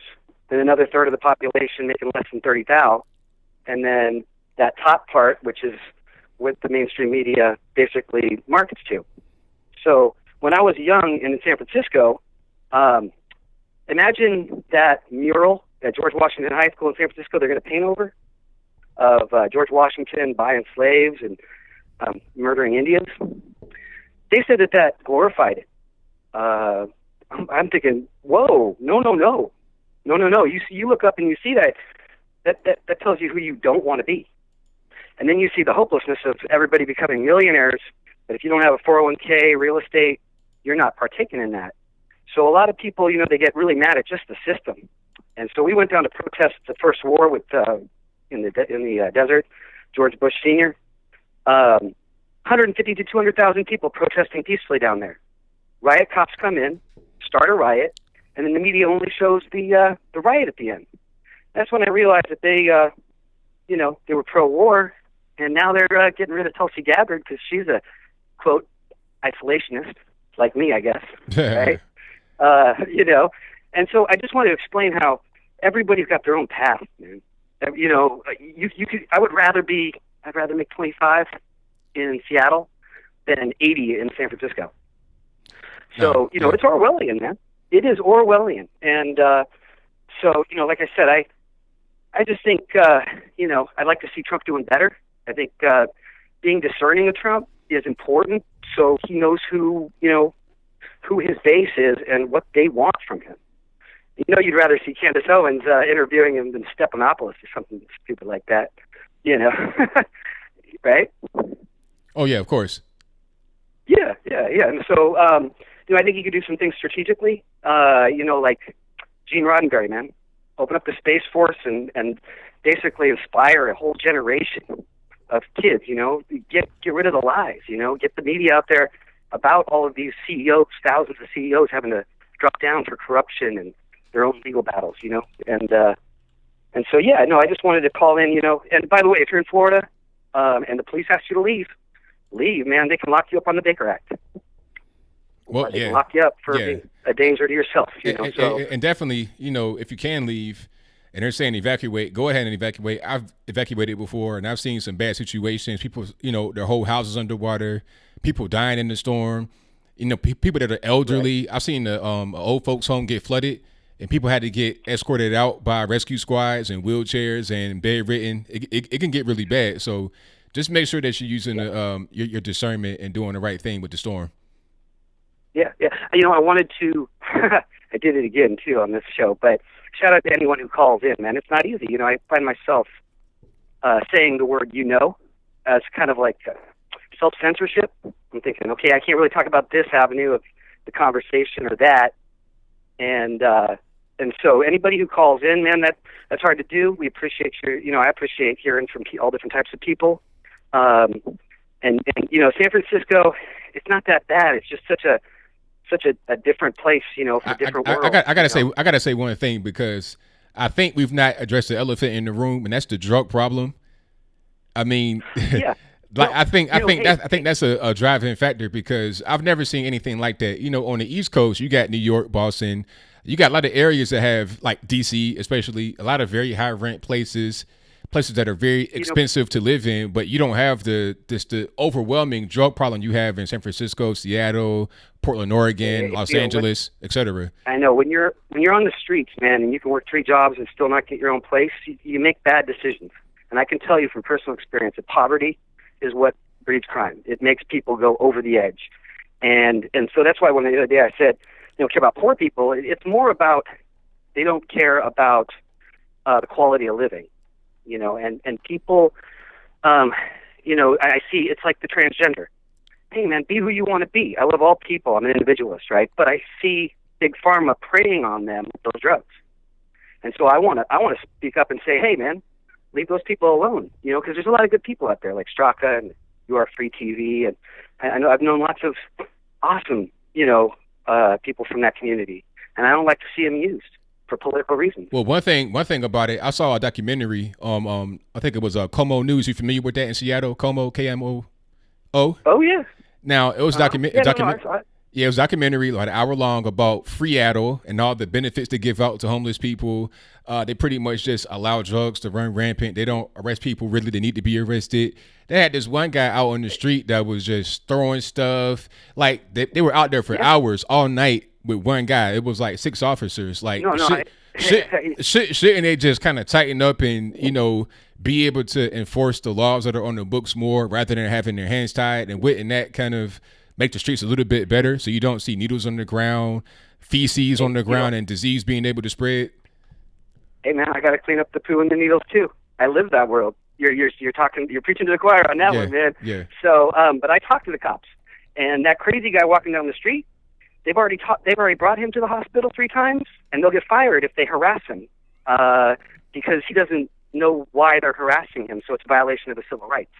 So they basically said you got to vote in people for the Ninth Circuit Court. That's what the cops have told me. A lot of the people on that show for Como were cops, and they're asking for help, and that's really what it boils down to. That the Supreme Court.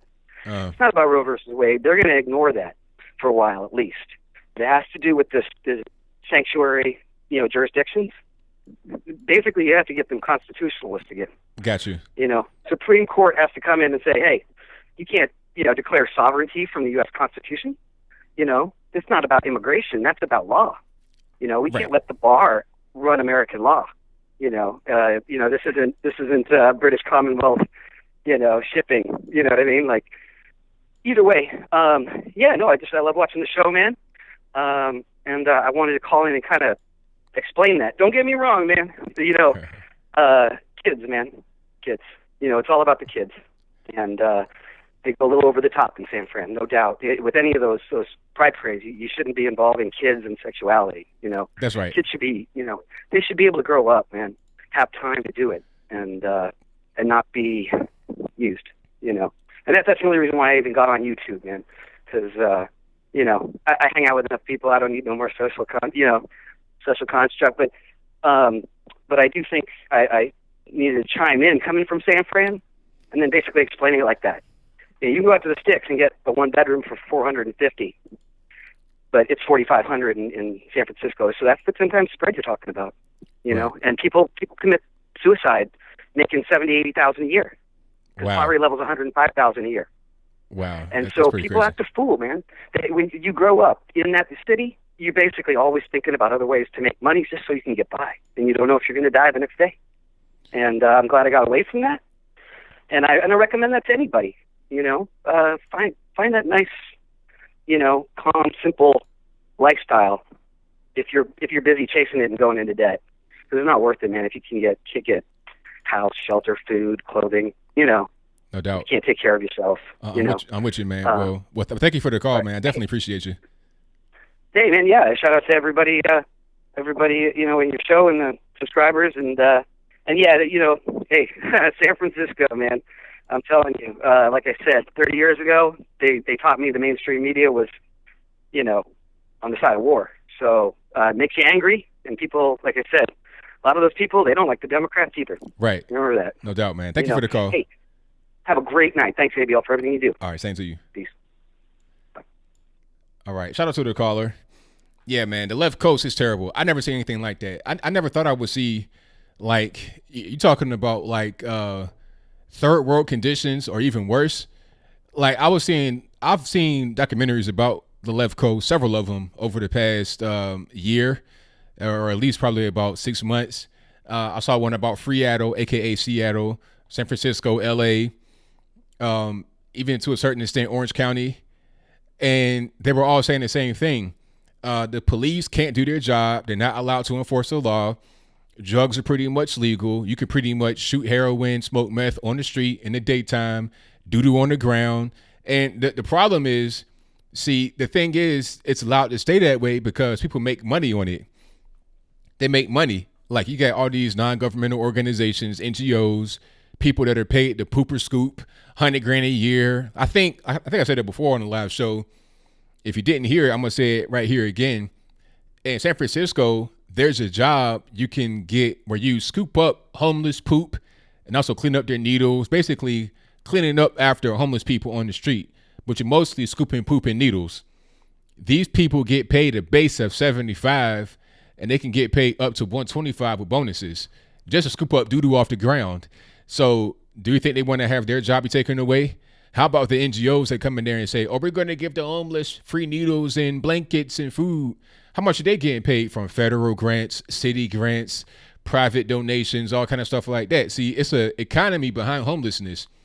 They keep putting more money into it. I think San Fran spends $240 million with the M every year, and just that city alone on homelessness, and it's not getting any better. You're going to consistently have more homeless people. I mean, people talking about, oh, well, it's the economy is bad, people just getting displaced. That's not necessarily the case. It could be in some cases, but what you're seeing are people that come to that area from other parts of the state and the country just to be homeless there because they get all kind of benefits. Why be in Stockton somewhere struggling to be a dope fiend and homeless where you can go to San Francisco and get more benefits? You can get clean needles. You can get whatever you want right there. It just kind of makes logical sense to go ahead and make that move. And guys will travel. They hop on trains, planes, automobiles. They will travel. They'll find a way to get there. They'll walk, hitchhike, whatever they got to do to get to where they got to go. That's what's happening. That's the reality. And people that are just homeless because of money, they're not out on the ground, doodling on the floor, using needles. That's not simply poverty. That's just a drug addict and or a mentally ill person. As simple as that. A lot of them aren't even all the way homeless. They just like to live on the street because it's easier for them to live like that so they can continue to use their drugs. But I digress. Let's get to the next call. Let's get to 865 on the line. Who am I speaking to? ABL, my man. This is Aaron up here in Sevierville. All righty, man. What's going on? I tell you what's going on. I got fired up a few minutes ago with all this gun control, Second Amendment talk. I'm a little calm now, but I'm telling you, up here in East Tennessee, we got a whole load of shoeless, gun-toting hillbillies ready to run up in the hills and show them what for. You know what I mean? Right. They think Afghanistan gave them a problem back when Russia tried to take them. They ain't got no idea. Oh, nah, none at all. And I met a lot of guys out here that are like that, so I know it's not a game. It's no game at all. People are really serious. We ain't playing. And I'm going to tell you, a minute ago you said back in the day everybody brought their guns to school. We had pickup trucks in the parking lot at high school with their hunting rifles every day, all year long. Nobody did nothing. I'm telling you why. I ain't seen nobody say it. I ain't heard nobody say it. They done ripped God out of school. They done ripped God out of the family. They tore the morals down. They tearing the family down. It's all engineered. It's all a plan. Yeah, I believe you're right because with no kind of morality, no kind of religion, people just, they do whatever they want. It's out of control, and we're seeing the result of that. We're seeing the end game of that. It's just perversion everywhere you look.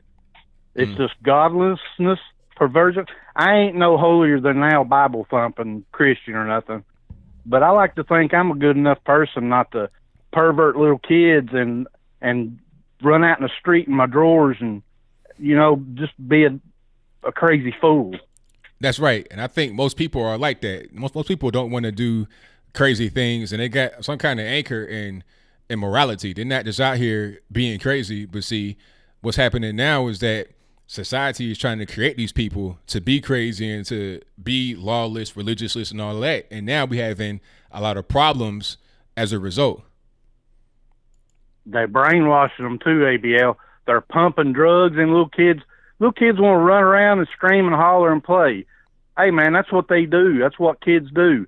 But no, pump them full of drugs and make them little zombies and mess with their brain. And then what do you think's going to happen in a few years? Man, they can't deal with life because they never had a real life. You got to be able to be a kid, like you said, run, play around, scream, holler, do all that as a kid. When they get to be a teenager, they don't know what's going on because they never had a proper way of growing up like everybody else did. So when they get to be late teens, early 20s, they totally lost, don't know where to go, no religion, no real childhood. That's a ticking time bomb. They ain't real people no more. Them chemicals done fried their brain before they was able ever to adapt to being an adult. They never got to grow up. Right. What do you think they're going to snap? Exactly. 100%. All right, B, I'm going to get off here. I ain't going to keep you on. I just want to let you know I love you. God bless you. And stay strong. Thank you for the call. Thank you for the call, man. Definitely appreciate it. All right. Shout out to my man from East Tennessee, Sevierville, up there hanging out with Dolly Parton and them for sure. And thank you all for being here. Definitely appreciate you. If you have not done so yet, please hit the like button. I definitely appreciate it. Also, if you are a first-time viewer and/or if you're not subscribed yet, please subscribe to the channel. And when you do so, there should be a bell right beside the subscribe button. Click that bell so you get notified whenever I go live or post a new video. I really appreciate that. Subscribing is free. Liking is free. The bell is free. All that good stuff helps me out tremendously. Also, there's links in the description box. If you want to donate through PayPal, if you want to call in through Skype, if you want to contact me through my email, snail mail, all that good stuff is right there in the description box. But let me get to my next call here. All right, and let's go. 530, you're on the line. Who am I speaking to? Hey. Sorry, Anthony. My headset came out there. This is Andre calling from the belly of the beast, Berkeley, California. All righty, man. What's going on? Hey, a lot of bashing, deserved bashing for the Bay Area tonight, and we deserve it. There's a lot of strange stuff. I could go on and on about housing and all the crazy folks around here, but that's not what I wanted to call you about. I think it's been exhausted. I think your sermon a few minutes ago kind of put a bow on it, as you would say. But my call is about the shootings that we see, and I call it the false outrage for the day. It's it's whatever the media, and you know this. I mean, the media loves clicks. That's how they make money. They want to tap that part of your brain that just says more. I want to see that. It's like a video game. And they go for these stories. They hang on to them, and the Twittersphere it promotes the same thing, and we lose track of the thousands of murders every month in the inner cities, and the people that are killed in traffic accidents every day. Why is I mean, I know it's something we need to address, but why is 5 people being killed? Why is that weighed heavier than 1,000 people killed in the inner city in a month? And it just amazes me that it keep this false outrage just keeps going with these stories, and even whoever you talk to, and if you bring up what I just did with you, they look at me like, oh, you're so insensitive. I can't believe that you're even bringing this up. But you know what? I gotta say this. The reason why 5 people getting shot in the mass shooting, that seems to get a lot of attention and focus rather than the everyday inner city shootings, is because the 5 people who get shot like in the random place, just anywhere, people feel like that could be them. But the inner city shootings, I'll never go to the inner city. That's not me. I don't know anybody that's there. I don't care about them. So whatever. That's not really important. And then when you want to bring it up, they are able to dismiss it because they can't see themselves there. But people like me that grew up in the inner city, that was my everyday life. So when I see the mass shootings, I'm like, okay, I understand that's sad and rest in peace to the victims, but that's not that shouldn't really be the only focus if you're talking about people that die as it relates to gun violence. And we got to be able to focus on fixing those people rather than just focusing on random stories because you can relate to it. You see. Exactly. No, you're right. And I think that kind of ties into what we were talking about earlier, where people think they're safe. Well, yeah, most people, like I live in a city that's pretty safe. The Bay Area is pretty safe, except certain parts of Richmond, Oakland. You know where to not go. But if you're living in a safe area, you think that the world is safe, but the world is not safe. I mean, the world is not a safe place. Anything can happen anywhere. And I think, like people brought up tonight, and I echo what you guys are saying. You got to be prepared anywhere you are. But I think people living in the burbs, they just think that the world is like that everywhere. But the one last thing I wanted to bring up, just to kind of tie all this into, and I brought it up before, and I'll say it again. I'll let you go. Is I just am blown away by the. I mean, I'm not. It doesn't surprise me that the media doesn't bring this up, but it is never touched on about drugs, prescription drugs, and their role in these shootings. There are studies out there from, I believe there's a study from Harvard that shows there's a definite, a 2-fold increase in violence from people that take antidepressants. So, I mean, this is never talked about. I have not. It's kind of pushed back, of course, because I try not to be a conspiracy theorist. But hey, sometimes a conspiracy is the truth, and I do believe, like the last caller said, that big pharma has a big role in a lot of what we're seeing today. Not just with shootings, but like he said, with suppression of children. It's like, hey, there's no family unit. There's nothing really to bring people together so much anymore. So we're just going to push everything down with drugs. Just go away. So I'll let you go, Anthony. I just wanted to leave you with that. Well, thank you for the call, man. Definitely appreciate you. No, thank you, sir. Have a good one. Same to you. Bye-bye. A very good points that were made there. 100% correct. And again, thank you all for being here. I definitely appreciate you. The number to call is 434-658-1220.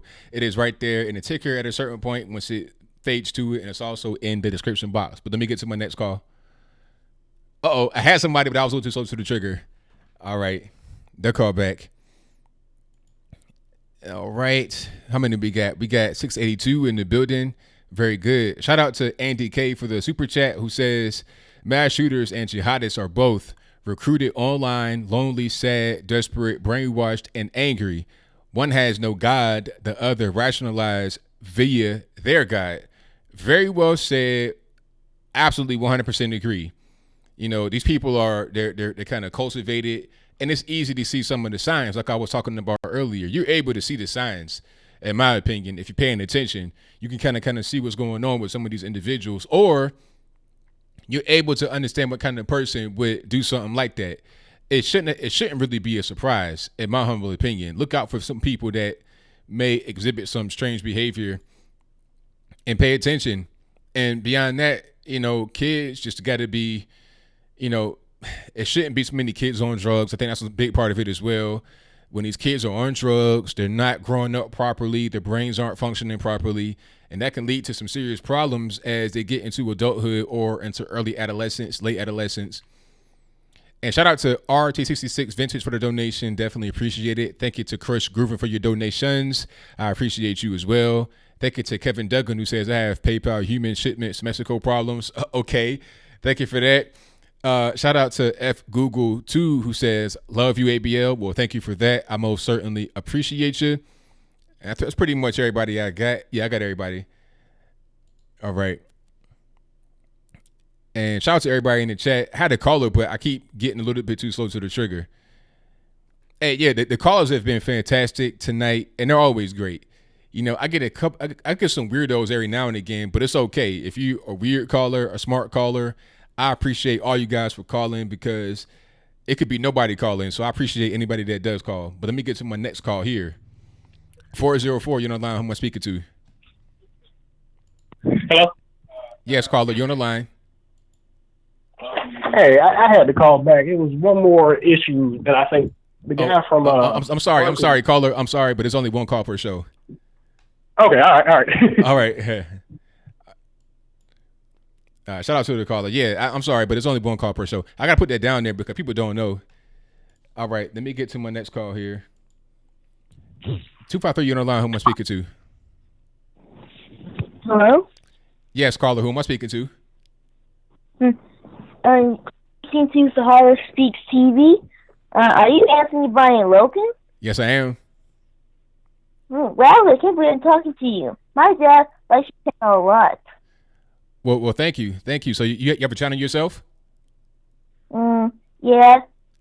And how old are you? I'm almost 12. Is it okay for me to call? Oh, yeah, it's all good. It's all good. My question was, why do people hate Trump so much? Because I was wondering why. Well, some people, they get told the wrong things by their parents. Also, when they're in school, they get told the wrong things, and they watch too much TV, and they let the TV brainwash them into believing a certain thing, so then they hate Trump. And also because they think they hate Republicans, so they may have liked Trump before he became the president, but since he's now on the Republican side, they hate him as a result of that. A lot of it are illogical reasons why they hate him. Really?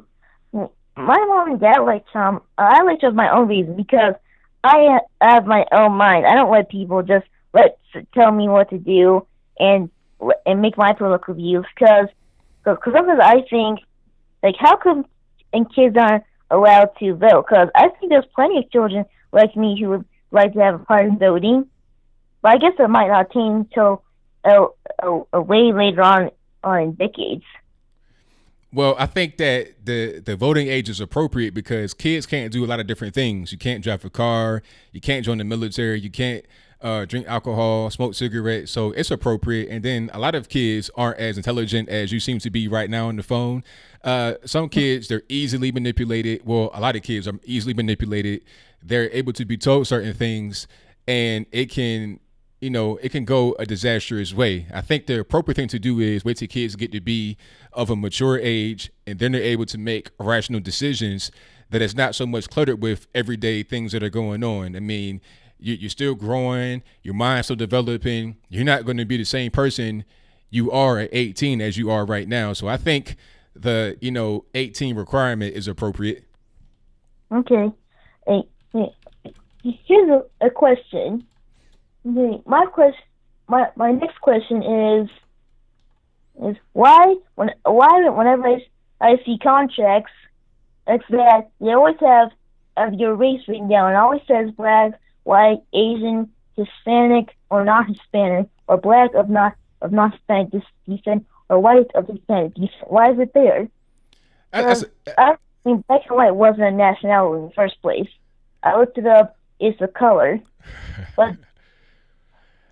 Well, that's a very good question, and the reason why we still have those is because it's kind of it's an old thing that we had for a long time in America, where race was much more important than it is right now, segregation and things, and you also you want statistics, so a lot of these numbers are used for certain money, because let's say you have a certain amount of people that are black, white, or whatever. Sometimes there's money dispersed as a result. And a lot of people are still interested in racial makeup. So that's why that's there. And it really shouldn't be at a certain point, but we're not quite beyond the time where race is not important, unfortunately. But hopefully, maybe when you get to be the president in the future, that won't be the case anymore. Okay. I was reading the Universal Declaration of Human Rights, and it said that like in the first article, in the third article of that, as a declaration of December 10, 1948, the Universal Declaration of Human Rights, it says that everyone has right to life, liberty, and security of person. Nowadays, you see that people are getting shot every day. Just look what they did in Dayton, certain people who are mentally damaged did in El Paso and Dayton, Ohio. Well, yeah, I mean, some people violate your rights, and that's a problem, but you do still have that right. But some people don't respect rights. Yeah. And it says that and I think that everyone should be treated as a brotherhood, like sister or brotherhood. Like, everyone should be equal, and there shouldn't be like always talking about race, because I'm a Muslim, and there are so many people all around the world who, from any color, and they all treat themselves, all the sisters and brothers who are Muslim, who are not of the same race, or are the same race, treat themselves and others like them as brothers and sisters in Islam. And the people of other faiths, they don't do that. Why is that? Because I'm wondering why. There's so many questions that can never be answered, or when you try to find an answer, nobody answers, so you have to go and find the answer for yourself. Well, yeah, sometimes it's like that. Sometimes, a question can be asked and it's hard to answer it. And then sometimes the answer is not always the same depending upon who you ask, because it's a matter of opinion. Now, I can give you my opinion on certain things, but you may not necessarily agree with it, and then vice versa. Some things are facts, and then some things are based on opinion, and those can always vary, and it may not always be what everyone agrees on. So as far as people not really being able to get along, I think a lot of it is just based upon ignorance. People don't know what the other person are like. They think a thing before they get to know them, and also just cultural differences. It's called xenophobia. You said what now? I said what you just said. It was called it's called xenophobia when someone is afraid of a certain language or culture that is not their own. That's right. Because, like, most people, they don't pick up a dictionary. Because I have lots of dictionaries at my house in different languages. And that's very good. Once you can read that, you understand what words mean because words really matter. Yeah. Anyway, my last question before I go, and I understand there might be other people wanting to call and getting annoyed, is that why is Black or African American a nationality? Well, I think that African American doesn't make sense to say as a nationality because I'm not African. I've never been to Africa. My family's been here since a very long time, hundreds of years. So I'm an American. I just happen to be Black. And I think that is used because, first of all, Jesse Jackson made that up in the 1980s as a way to call us because before that we were called color or Negro. Then he said, okay, call us African American. There was a nationality before all those terms for our people with our phenotype. And what was that? It used to be more. This was like a very long time ago. Like, this term went away in the late or early 1800s. A lot of people don't know that because if you look into history, you're not going to find it. But if you look even deeper, you're going to find that people who look like you and me, since I would be so-called African American, but I am of African descent because of a certain family member. But can I finish first? You said what now? Okay. I said that I would be considered so-called African American because of one of my family members who was directly from Africa. Okay, I got you. But see, yeah, some people that makes sense. If you coming from Africa, I guess that would make sense. But I think one thing I got to say is that once a person becomes an American citizen, they're an American. I think that should be your primary thing. It's only really here in America can you do that. Maybe in a couple other countries, but we're unique in the fact that once you become a citizen, now you're an American. So I think we should focus on that and go forward. Yeah. We are Americans, but then they try to say about that we came from Africa, out of Africa. Like, a theory is like an idea, a thing. It's not even a fact yet. I mean, you can't prove that because all the so-called evidence that people who want and like to support this theory, quote unquote. I mean, it would be okay. Let's just say there was a big boat of Africans in a slave ship.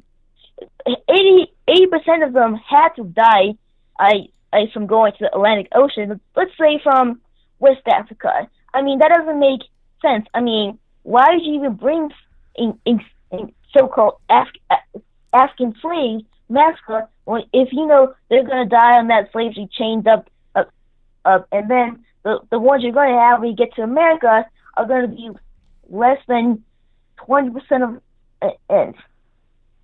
and I believe if Africans did come to America, they came on their own free will, not because somebody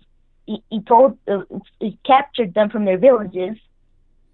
Well, that's a whole different story right there, but I got a lot more calls on the line, so hopefully you call back, young man, and we can get into some more of that. Okay. All right. Okay. Bye. Okay, plug a channel before you leave, though. Oh, he left. I wanted to unplug his channel because he said he had a channel. So shout out to the young man. I think he said he was, almost 12. So, yeah, shout out to him, 11-year-old. He is not all the way there yet, but he's young. Like, when I was that age, I didn't know nothing about none of this. I was, I'm playing with video games. I'm a kid. I don't know nothing about politics at all. So he is on the right path. So shout out to him, 100%. Great call. All right, let me get to my next call here. 848, you're on the line. Who am I speaking to?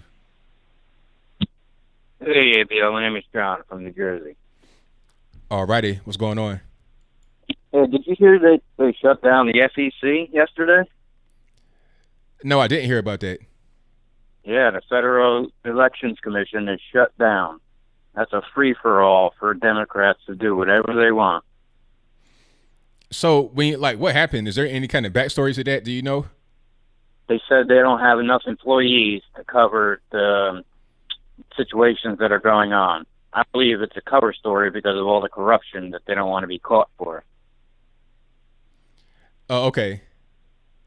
Wow, yeah. But not having a Federal Elections Commission means the Democrats can do whatever the heck they want. They're going to screw Trump. They're going to screw Trump out of the presidency. Well, I don't know about that one. I think that so is it shut down permanently? What's going on? Is it temporary? Yeah, permanently done. Nah, the FEC's. Hold on. Go on US.gov. Excuse me. FEC shut down. I have to look into it. Yeah. Definitely look into it. I just looked into it, and it's scary, man. Right. We're about to see something nasty take off. Yeah, hopefully not. But I'm gonna keep an eye on this and see what happens. But it's definitely, if it is not brought back up and things aren't able to proceed as normal, that's definitely a recipe for disaster for sure. So I'm gonna keep an eye on that. All right, I just want to let you know, man. Thank you for taking my call. Thank you for the call, man. Definitely appreciate you. All right, man. Take care. All right, shout out to the caller. And if I misgendered a young caller, I'm sorry about that. I can't tell young voices if it's boy, girl. I can't tell. You know what I mean? All I know is that you got a kid. So the youngin that called, I think Michelle A posted the link to their channel. So you guys go over there and check them out. Alrighty. And thank y'all for being here. I have all the super chats read up, I believe. Do I? Yeah, I do. Oh, shout out to RMAT Cell 61 who says that kid is going somewhere. 100%. A lot of knowledge. So they got great parents that are telling them some information that's good. And once they get to be, older, they'll get even better. They get even sharper. Because right now they're learning a lot of stuff, taking in information. They're able to remember. They're able to understand things and rationalize it. And then once they get to be older, they'll be able to really put it to use and connect all the dots together. Now the FEC. Now let's see. Hold on. I'm seeing different things. They're talking about the FEC near shutdown. Like, here's an article on NPR. This is from yesterday, and I'll put it on the screen. It says, as FEC near shutdown, priorities such as stopping election interference on hold. That was yesterday at 5 o'clock in the morning, and this is on NPR, obviously. But I've not seen them be shut all the way down, or if it's like some kind of, I don't know what the word is, like drawback. Maybe that's the word. Let me see. As Category 6 big money hurricane is coming, Category 6, come on, ain't no Category 6 anyway. But if SEC gutted, the first responders aren't. Okay, so I don't, we'll see. We'll keep an eye on this for sure. All right, call you on the line, 817. Who am I speaking to? Zorro, how are you tonight, ABL? Everything is great. How about yourself? Oh, I'm doing fine. I was on earlier and someone was talking about health care, and then you were talking about gun control and stuff. It makes me think what people want government, they want to be dependent on government for everything, for their health care, for their safety, for their education, for whatever. The federal government's gotten into way too many businesses.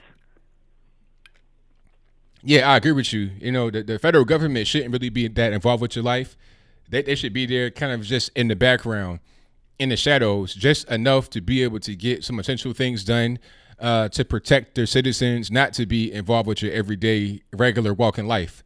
Because at a certain point, it's like, when do you just become like the Matrix? You're just a little cog in the machine. When do you have any kind of personal sovereignty to yourself if you allow the government to do everything for you in life?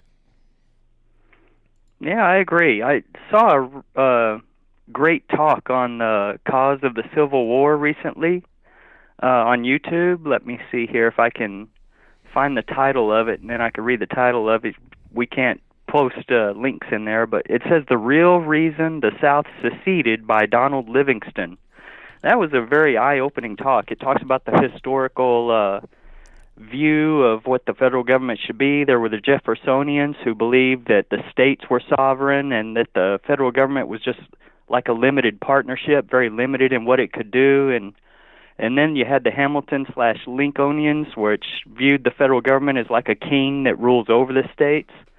And so anyway, whether it's guns or slavery or abortion or whatever the issue is, there are those that believe it should be the states that decide, and then there are those that believe the federal government should dictate to the states. Yeah, I mean, I'm kind of a guy where I say that the state should have more power than the federal government in certain situations. And some things like, national security, that should be a federal issue. Like, I don't think a state should be able to say, okay, we just are going to be a sanctuary state and we're going to allow illegal aliens into the nation. Because you're talking about the entire nation is going to be affected. But when you're talking about other things that are going to affect that state that don't affect the other states, they should be able to, do that themselves. So the federal government should have some say, but most things to happen on an everyday basis in the state should be up to the state, maybe even a county or a city to get down to that level. I agree with you there. I live in Texas, and even though you may not be a border state, I know you're in Tennessee, but people coming across the border affects everyone because they don't just stay in Texas or New Mexico or Arizona. They migrate wherever they want to go. I mean, we saw what happened in Colorado at that ICE center where they ran up the Mexican flag up the pole. That's right. So, yeah, I agree with you. There's federal issues, and then, but whatever, if it's not a federal issue, I think it was the 10th Amendment that said that if there's not a power given to the federal government by the Constitution, then that power is automatically reserved for the states. Right. Yeah. Well, anyway, so I just wanted to pitch that video in case anyone ever wanted to watch it. The Real Reason the South Seceded by Donald Livingston. Give that a watch if you ever have time. And, yeah, I hope Trump wins in 2020 and we get the wall built and we keep America great. 100% correct. Well, thank you for the call. I definitely appreciate you. All right. You have a good night, sir. Same to you. Bye-bye. All right. Shout out to the caller. Yeah. People talking about, the one thing about the war, they say, slavery was the chief thing, and look at the articles of whatever it was, but if slavery was like the argument is formed or is stated like the South wanted slavery and the North didn't. So the North fought the South to end slavery. It doesn't make any sense because the North had slaves throughout the entirety of the war. The North allowed West Virginia to secede from Virginia with slaves during the war into the North, into the Union. You had soldiers that came from Ohio, from the Union to West Virginia when they seceded and said, hey, we know you guys have slaves, Canal County, all that kind of stuff. You have slaves working the salt mine, coal mine, or whatever, and that's fine. If they try to escape into Ohio, we're going to bring them back to West Virginia because we have a law in our books that says you cannot have fugitive slaves in Ohio. We're going to return them back to you. So it wasn't even really like that. If they wanted to end slavery, they would not allow West Virginia to become part of the Union during the war with slaves. They would not have had slaves in 5 states, West Virginia, Kentucky, Missouri, Maryland, Delaware, 5 states during the war. But they did. Oh, border states. Ain't no border states. It's slave states. How about that? In the North throughout the war. So slavery was part of it, yes, but it wasn't it wasn't the only reason. There was a lot of other reasons why. Because if it were the only reason why, then you wouldn't have slaves in the North. It's simple. If it was because if the war, the South may have seceded in large part because of slavery, that's one thing, but that's not the same thing as why the war started. That's 2 different issues. Secession, that's different. Like West Virginia seceded because they wanted to, because they were pretty much being ignored by Virginia because all the economy was happening in Tidewater, like way far away. This is during a time where there wasn't no cars and like that. To drive from Virginia Beach, that area where I grew up, to where I was born, West Virginia, Kanawha County, that's about a 6.5, 7-hour drive in the car with a turnpike, advanced roads. Think about how far that was to come with walking, a horse and carriage or something like that. You couldn't even just go across that way with a horse. You got mountains that are crazy. I mean, it'll take a very long time to get there, so they're pretty much ignored in that part of the state. So they decided to secede. It wasn't because of slavery. You see, there were different reasons for it, but the war was fought for different reasons as well. And like I said, if the war was fought over slavery, why did both sides have slaves? It doesn't make any sense. But I digress. That's a whole different issue right there. I just want to say that explanation that I was taught during school is not logical. I was not taught that the North had slaves throughout the war. That was something I discovered later. And then I'm like, okay, what's really going on here?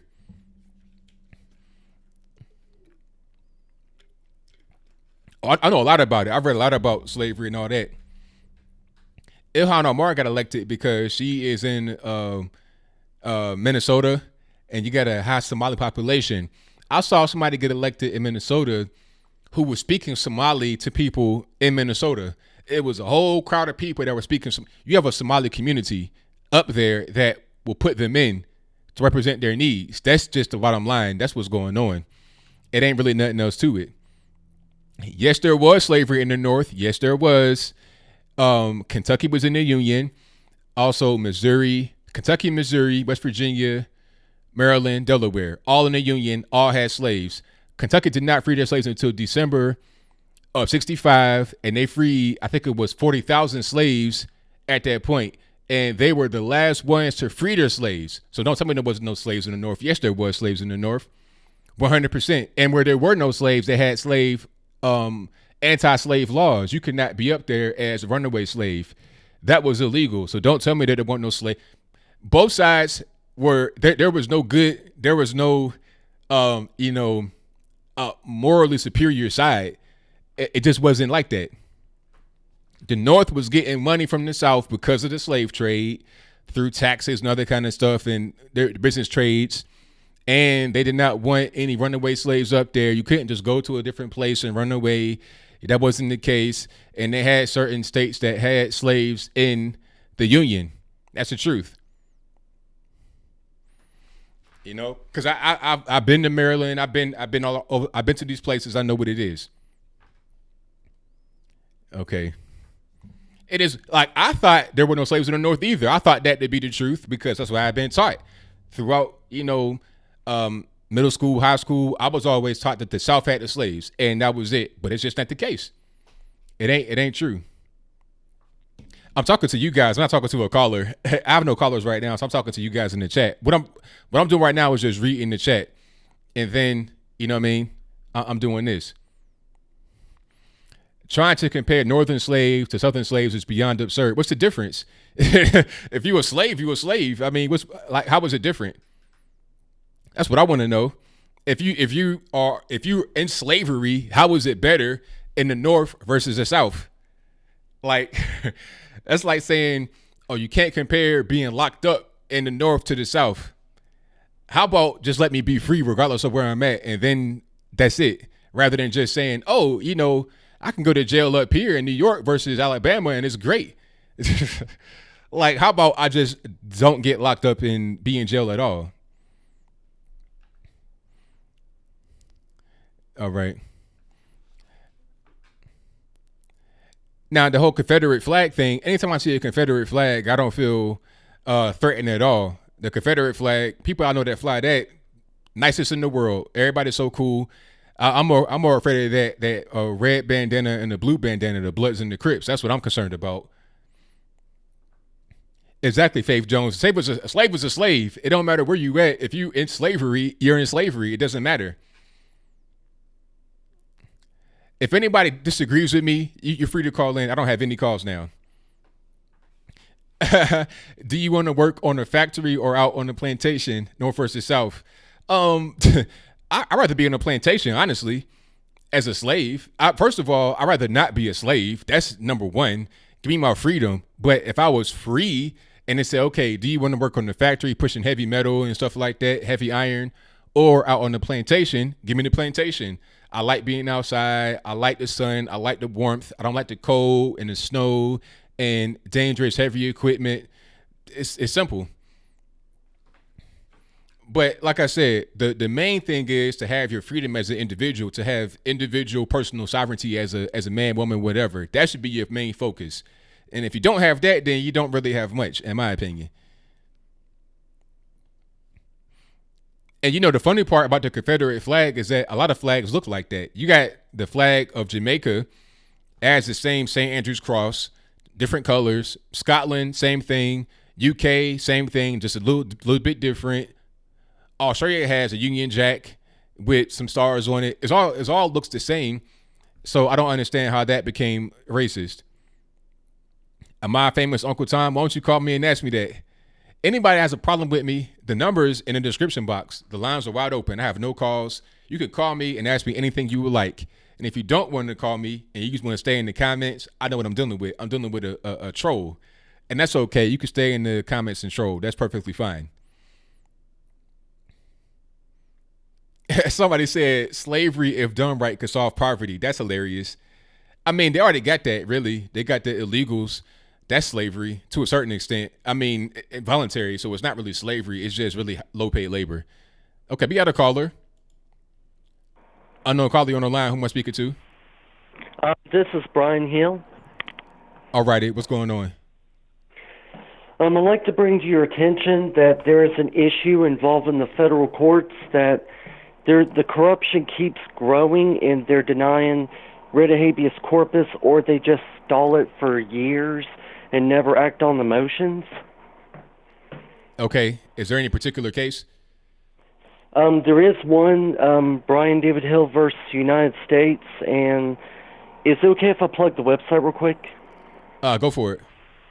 All right, my friend set up justiceforuswgo.wordpress.com, and all of the evidence is there that I'm trying to get to President Trump, because he's the only one that when the judicial system is really corrupt, the only one that could put a stop to it is the executive branch.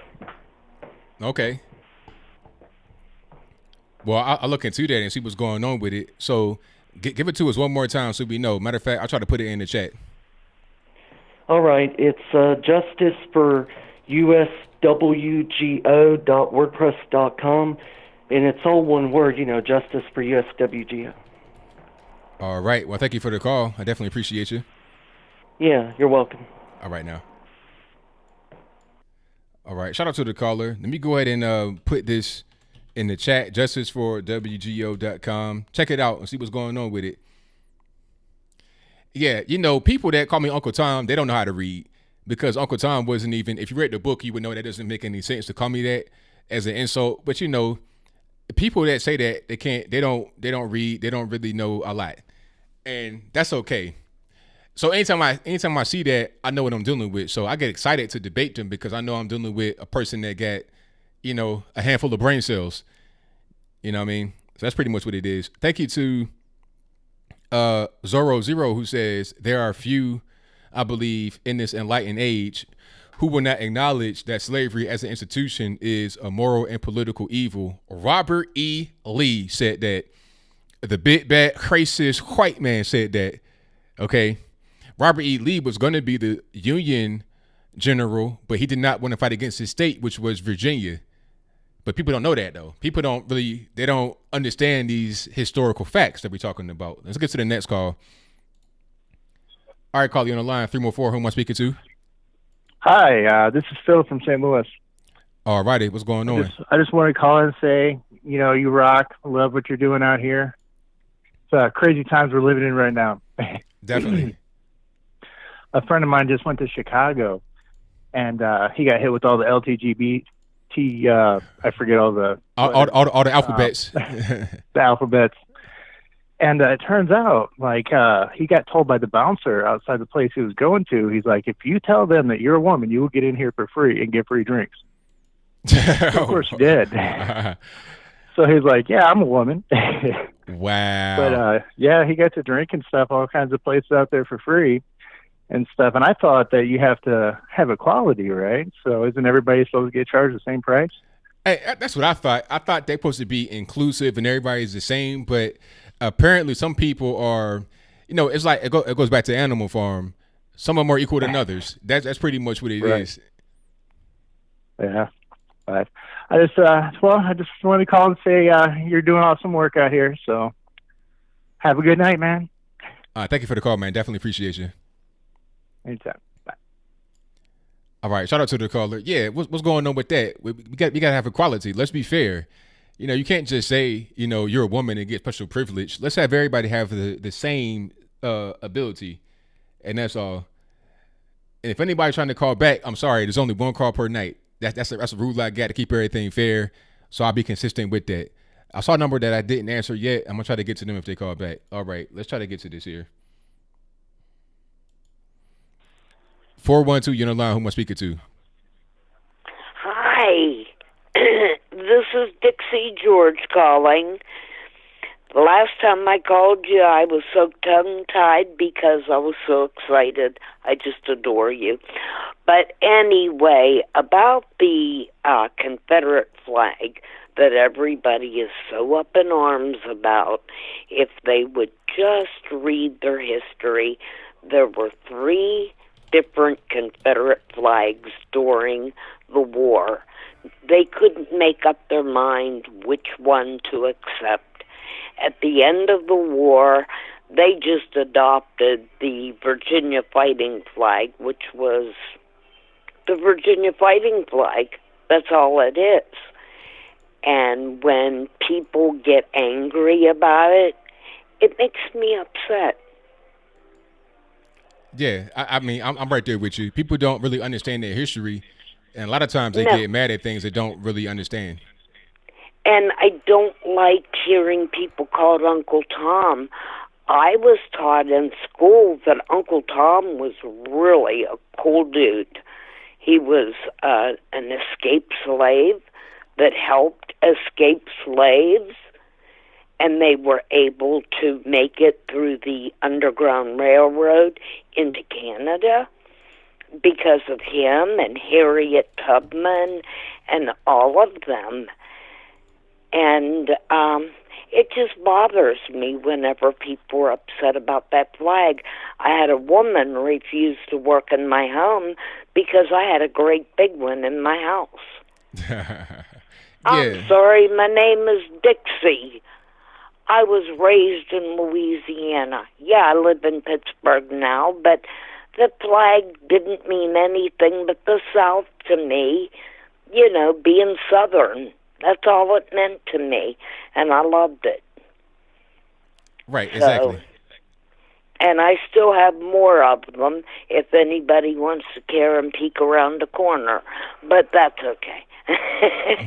But in the meantime, I adore you, and every time I get a little bit of money, I will send it on. And God bless you. Thank you for the call, and God bless you. All right, bye-bye. All right. Shout out to the calls. You guys have been great tonight. I really appreciate it. And shout out to everybody in the chat. I appreciate you as well. And shout out to all the trolls too. Anybody that is a consistent troll is a fan. So shout out to you guys. Okay. Ray Andre says the U.S. has invaded and led government coups in almost all Latin American countries throughout history. How is that patriotism? And how then do you complain about mass migration? That's massive hypocrisy. Well, I'm personally a guy that is a non-interventionist. So it is what it is. It's not my fault that there may have been some prior things that happened. It's not my fault that some of their governments can't tighten up and do right. That's their fault. They got to deal with it. And just because some things may happen in the past doesn't mean you could just do whatever you want to do here. If you're coming across the border illegally, then you got to go back. You can't do it. You can't just say, oh, well, because I feel like this thing happened in the past, then I can just do whatever I want right now. No. And if you lost, oh, well, you lost. Get over it and tighten up. And if you want to come over here illegally, then we're going to send you back. It's very simple. But let me get to my next call. 718, you're on the line. Who am I speaking to? Hi, Anthony. It's Hallie in Brooklyn. Hi, everybody out there. I was just mentioning about, I'm still, a little bit ignorant of Southern history, but I have the impression, just going back to the whole issue of the Confederacy and the reasons for leaving this, the secession. But I mean, the Southerners, interestingly, even though they wanted states' rights, but yet they were a cohesive culture, weren't they? I mean, I don't live in the South, but to me, it always had a certain mystique. I don't know if there's as cohesive now, but I think that was maybe a big factor in their decision to leave. I mean, if they had not been cohesive in their maybe a shared culture, do you think that it would have been easy for them to have left the union, or tried to have left the union back then? I mean, you say obviously these were slave states, but they seem to. I don't know if it's the same. Again, it's a shared culture, a shared heritage. So I'm just wondering. I mean, I don't know if the South is as cohesive now, is it? Well, the South is pretty much like anywhere else. You have regions that are kind of cohesive, and then throughout the South, that there's loose connections to some of the regions, but it's really like a regional thing here, just like anywhere else. Oh, really? Yeah.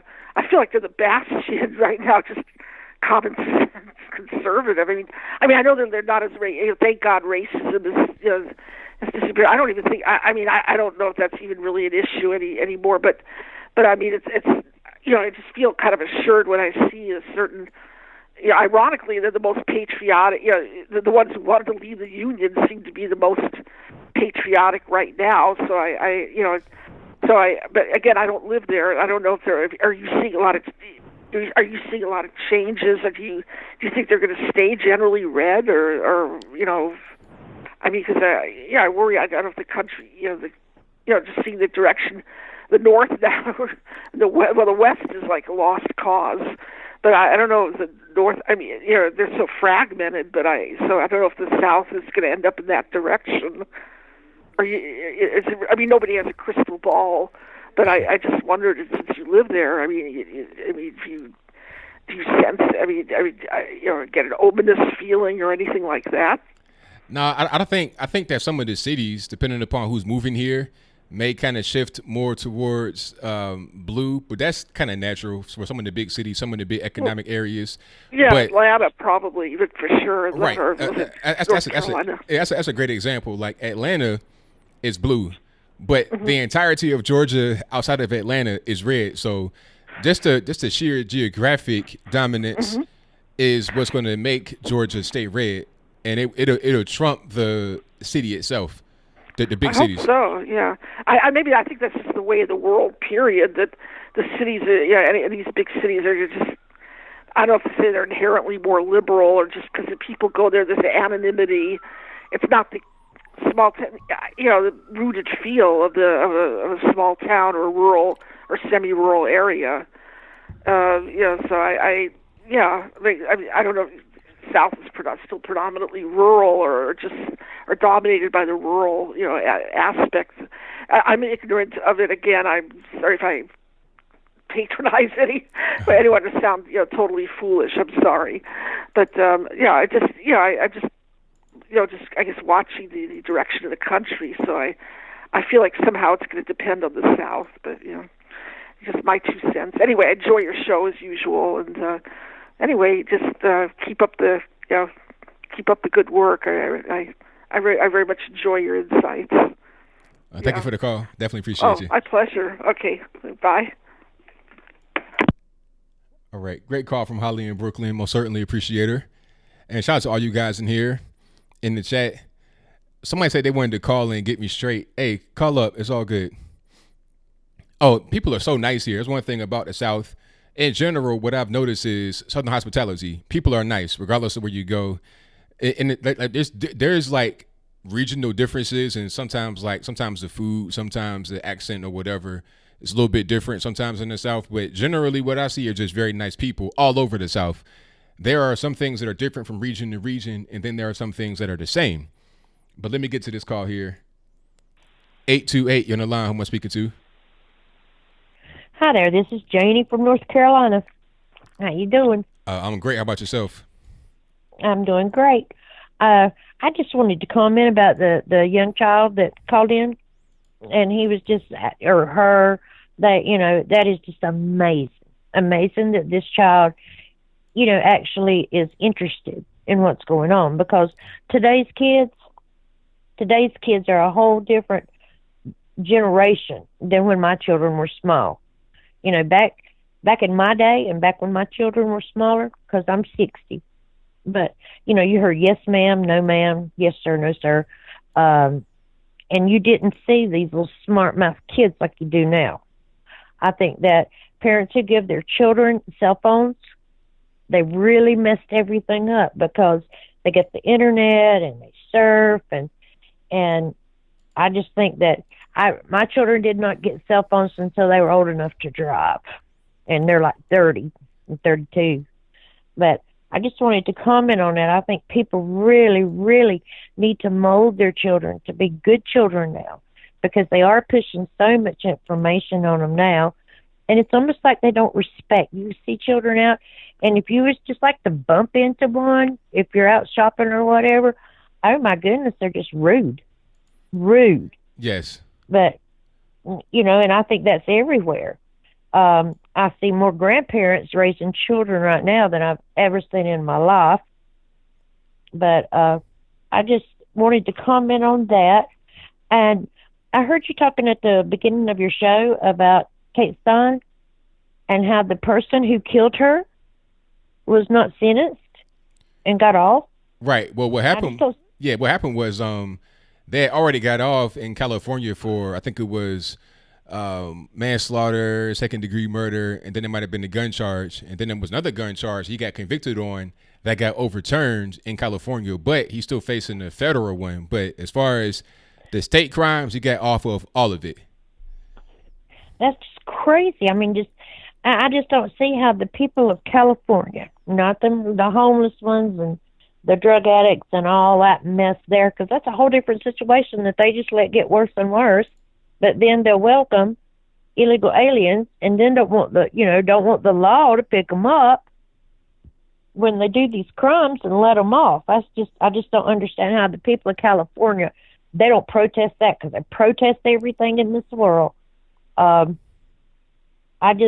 see, is that all I was going to say? I did see did you see where they found a ton of drugs in banana boxes that had been sent into the U.S.? Yeah, I did see that. And, yep. And it makes you think, some politician somewhere is helping them drugs get across the border. I just don't understand, and how, they're investigating however that came in, because they're bananas. I don't know if that means they came from Mexico or if they came from overseas. But it just seems like somehow the illegal drugs that come across, that somebody's getting paid off. I certainly hope that, ICE and the Border Patrol, that people will leave them alone. They're doing their job. That's what they get paid to do. That's right. And I don't see how they're bashing them for doing the job they get paid to do. I live in a little town, and there's not a whole lot of violence here. There's a whole lot of smart mouth kids. But, I just wanted to say you had some really, really good callers tonight. And the last thing I want to say is, the storm, because of the storm, and then there's a shooting, somehow it's like a diversion. The mainstream media no longer is talking about Epstein, but there's a lot behind that. And I still believe that our children are being kidnapped and put in human, make them human traffickers and get them steal them. So I just think that it's almost like the Democrats or the left want to divide the country, just divide it. And then now there's groups. This wasn't around when I was young. Like I say, I'm just 60. But it seems like the world is more divided now than it was in the 60s. Right. And so I just wanted to say thanks for all you do, and you're just awesome. Your show's awesome, and the people that call in are awesome, and the chat room's awesome. And that's all I had to rant about today. So I will listen to you on Wednesday, and you have a good night. Thank you for the call. Definitely appreciate you. Bye-bye.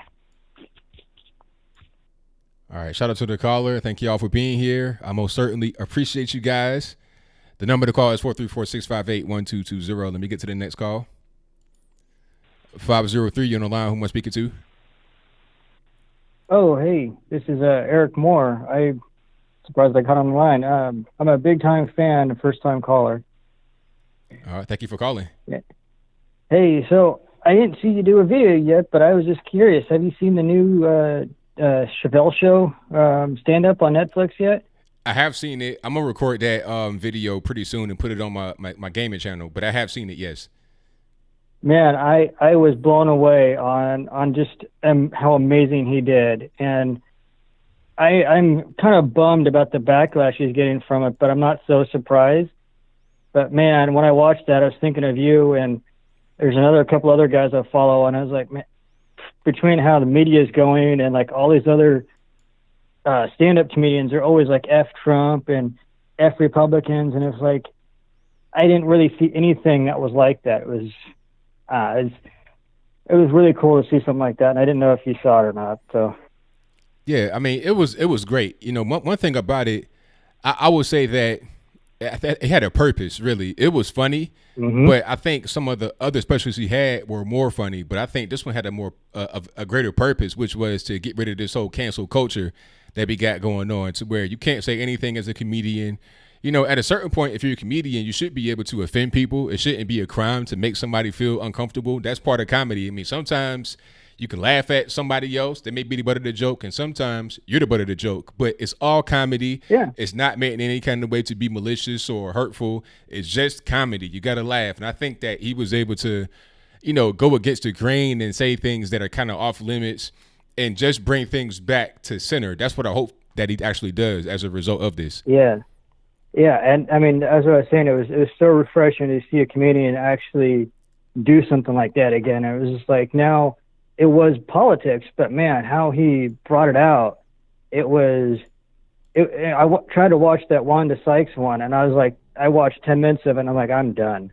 And when you get so political, where it's like, okay, the first thing I'm going to say is F Trump, or, you know, the Amy Schumer one. It's like, you know, I'm not going to listen to stuff like that. I do respect my president, even though I may disagree or agree with things, but I was really shocked the way that went, and I hope that a lot of people stand by his comedy, because how the Chappelle Show was, I think it brought a lot of stuff out, and now he's going back to his roots. I think. Oh, absolutely, 100%. But I figured I wanted to give that a call since I saw you were online, and I do appreciate everything you're doing, and let's hope we get this 2020 vote back in. And I think we got in the bag, but we can't say yes yet. Well, I'm right there with you, man. Thank you for the call. I definitely appreciate you. Well, hey, thank you very much, and we support you 100% back in Oregon, all right? All right, thank you. Appreciate it. Thank you. Bye-bye. All right, shout out to the caller. Yeah, the special, I enjoyed it. I like that he was able to just go to a certain place where a lot of comedians don't want to go. And then also this whole thing of you can't talk about certain people, and you gotta, or like, it's like crazy. You can't talk about people, but then you talk about some people more than others. You just targeting. It's like, man, just make jokes and be funny. How about that? 805, you're on the line. Who am I speaking to? This is Chris from California, and I just want to thank you for, I've just found you online, and I think what you're doing is so important, especially for the young folks, because I feel so frustrated living out here in California with not, being, it seems like the only conservative in my neighborhood here. So I have to pretty much keep quiet, my mouth shut, but I'm glad you're out there spreading the word. And that's all I really got to say. Thank you for the call, man. Definitely appreciate you.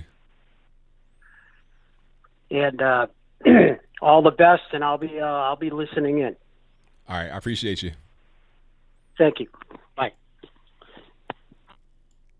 All right, shout out to the caller. I appreciate all the support, all you guys tuning in, liking, and sharing. That does a whole lot for me. So I thank you guys for that. And, I'm just being myself, just bringing a logical viewpoint to the table. That's all. That is it. Okay, this is crazy right here. Look at this headline.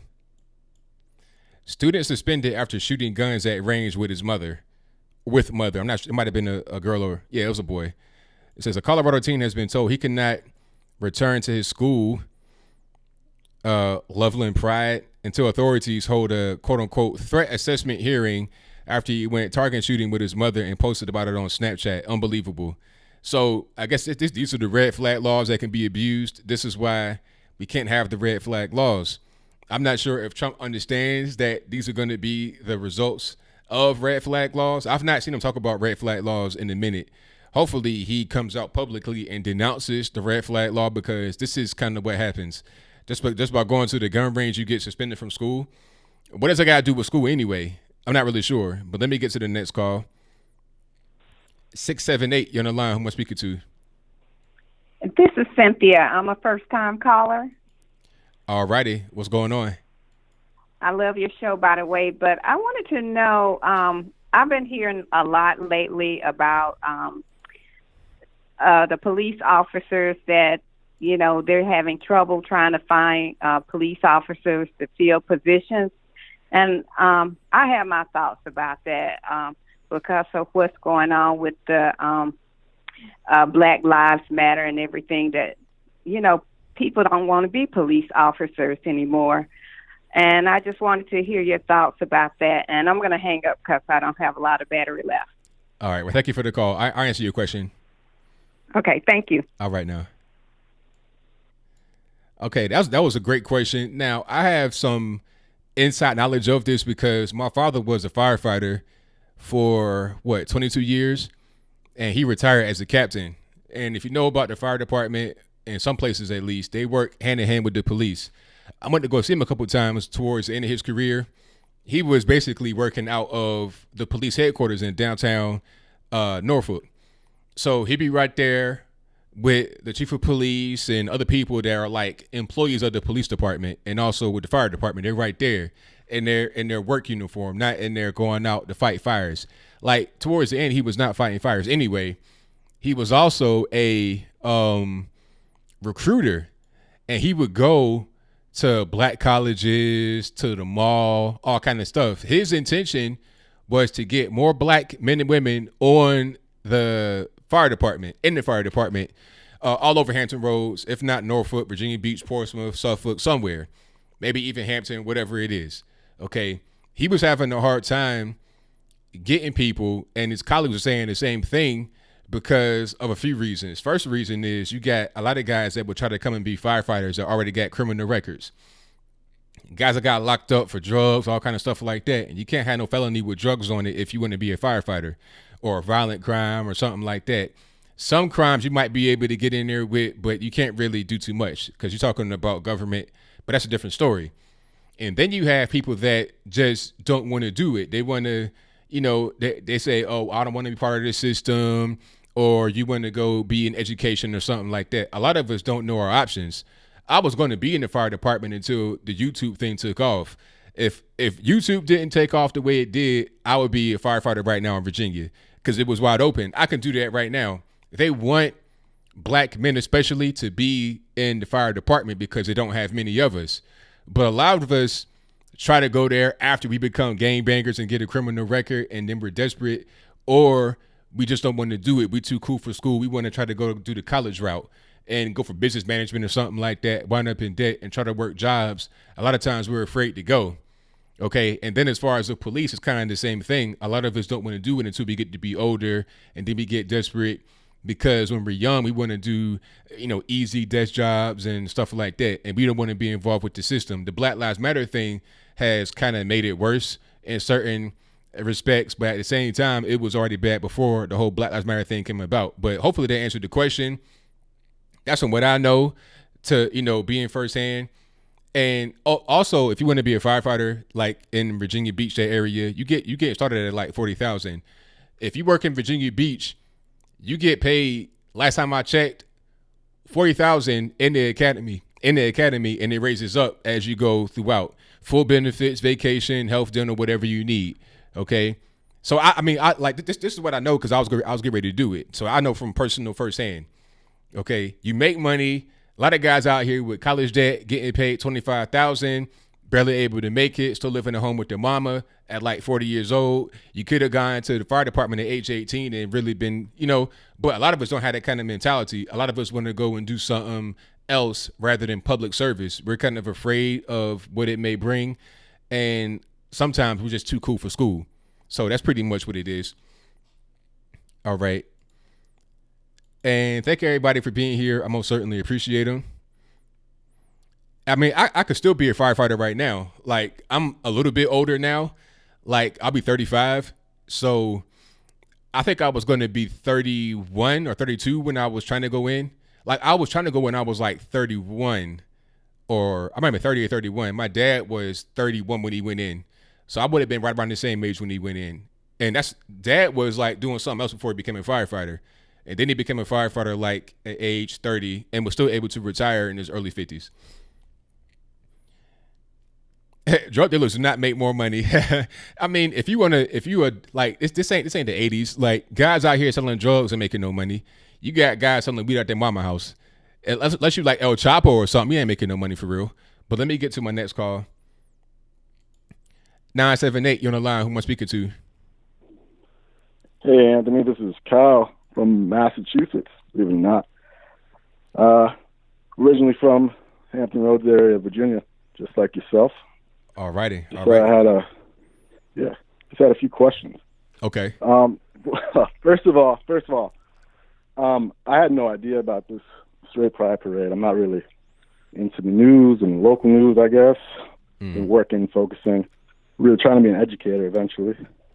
So it was really good to hear from a young viewer, whoever met, a young boy, a young girl, I don't know what it was, but it was very impressive. Asking questions is a huge thing. Just want to get that out of the way. Definitely. Whew. And just a random point about your Patel special. I do think the focus was empathy and seeing ourselves in what would we call adversaries or people who aren't like us. And just a random thing I was thinking about, I've been thinking about this entire week with this Ilhan Omar thing. Yeah. She's a mother of 3, at least. Correct. And her youngest is 6 or 7 years old. Oh, wow. I don't know the exact age, but how are you? I understand, but it's a two-part thing. She's a congresswoman, all right? So that's obviously you got to move your whole family to the D.C. area. Well, I don't even know if she was bringing her family with her, honestly. She probably left them in Minnesota. Know what she's doing. But it's crazy, man, because you're working all these hours, you're doing all these things. These children, God knows what they're going to be thinking about their mother in the future, but I guess it is what it is. But Anthony, my real question was, it was last week you were talking about that Candace Owens and Sheriff David Clark interview. Yes. And about the black community trying to break that monolith of liberalism. And I'm from Massachusetts. I'm living in Massachusetts, and it's very hard being political. I won't consider myself a Republican by any chance, by any ways of the imagination. But I am conservative in my views, basically all that. And I mean, I do think, growing up here and growing up in like poor areas, you understand like how it could be difficult, because in our community, education is the way to get out, obviously, which, I'm trying to be an educator, but you can only go so far, so much confusion.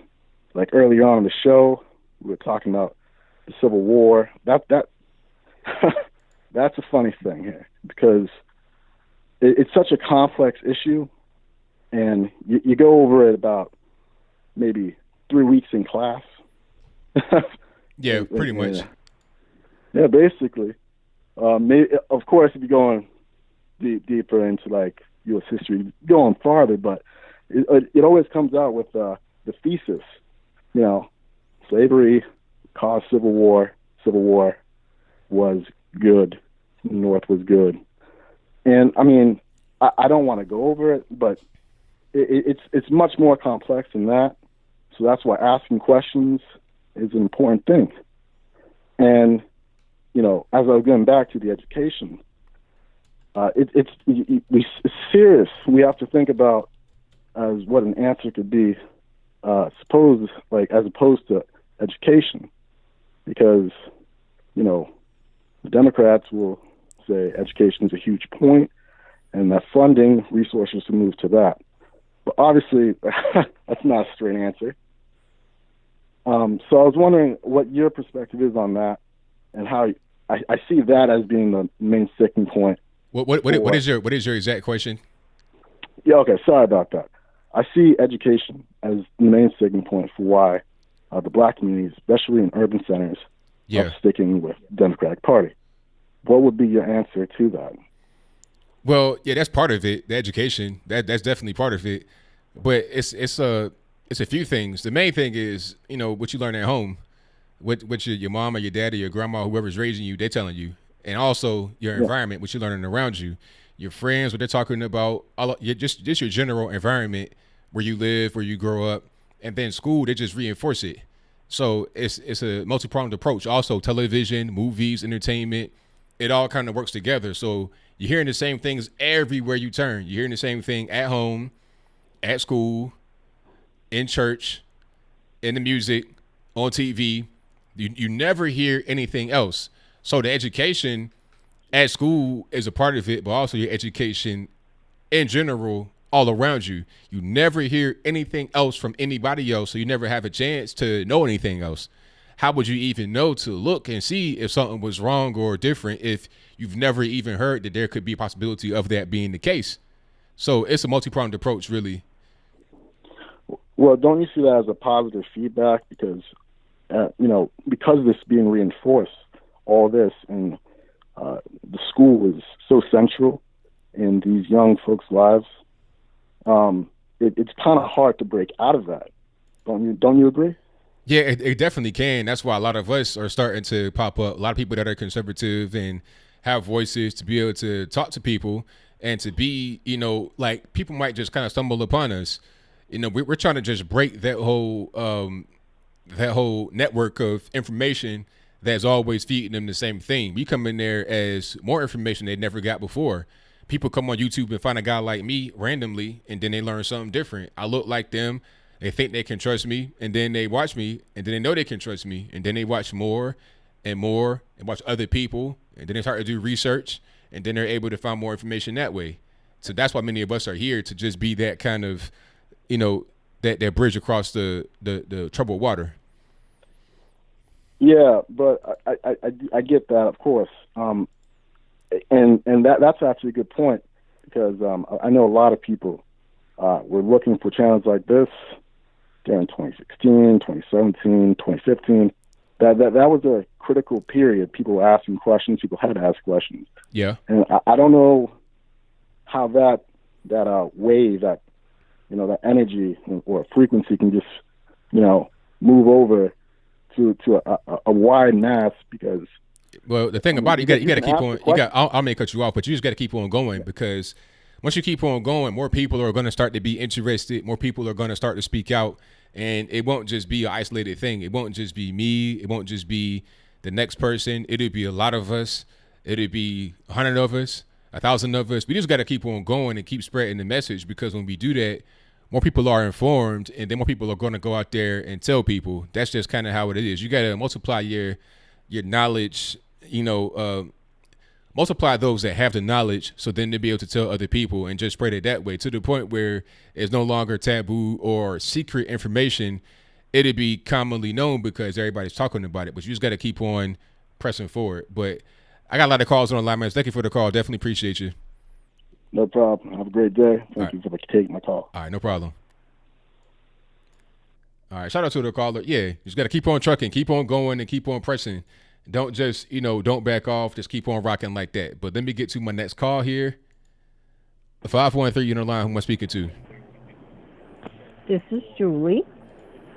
All righty. How's everything going? Everything's going well. I'm almost was going to answer the phone. Hi, Anthony. But I didn't do it. I missed her voice. Anyway, this is a first-time call, and I've been watching your show for about 3 or 4 months. I absolutely love your show. You're my go guy. And so I see something on here about Straight Pride Parade. And did that happen today, or is it going to be happening anytime soon? And what is that all about? What do they want to achieve by that? It happened today. It was in Boston. My friend Amazing Lucas was there. He spoke at the event. From what I hear, it was pretty good. And what they're telling me is that the purpose of it was just to have straight pride. You got gay pride, so why not have straight pride? Why not be proud of being heterosexual in America? And also just to push that narrative out there, because it seems like there's so much stuff about the LGBT community, but not so much about people that are heterosexual and want to have traditional families. So I guess that's the main purpose of it, just to promote traditional family. Right on. I like that. I think it's a great idea. There's so many people pushing their agendas out there, and so yeah, I think it's time that the conservatives start sticking up and kind of acting maybe like how other people are acting to just get their point across, and hopefully they'll be able to find a place that will try to bake them a cake, and whether they will let them bake a cake or not, I hope they'll bake a cake. Right. But I really do appreciate everything that you do. You always speak truth. I love that you have a clean show. And also, I actually am following Ask Al because you had put a plug out there for her. And she's got a very small following right now, and it's because of you. And I appreciate that I heard her from you. So I was able to talk the other day first time, and she has a great show, too. So you just keep on going, brother, and I love, like I said, I love everything about it, and I like how you say peace and then wrap it up with a nice little bow on top. That always makes me smile. So you have a blessed day, brother, and hopefully I'll be able to call again sometime soon. Well, absolutely. Thank you for your call. I definitely appreciate you. Thank you. I appreciate you, too. All right, bye-bye. All right. Shout out to the caller. I thank you all for calling. I'm going to try to get to my next call here. 213, you're on the line. I'm speaking to. Mr. Logan. Yes, sir. Hi, I got a quick story. I'll do it good. No, I had a little conversation on Facebook earlier with somebody who was local in a risky area.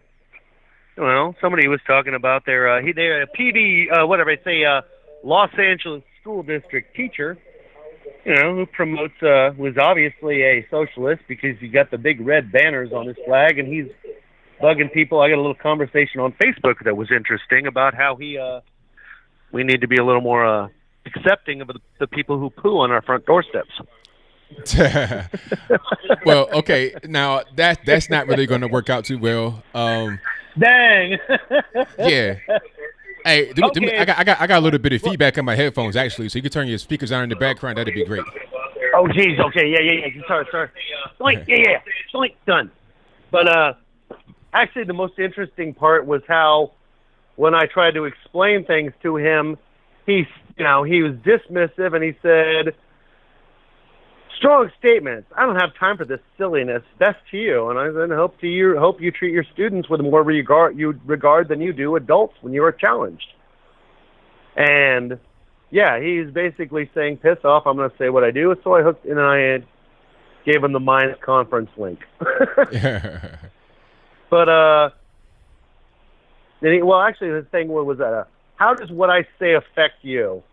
Well, when the government pays you to spew socialism and you're going to brainwash a whole nother generation, which Reagan has told us we are only one generation away from liberty, that affects the future of the whole humankind.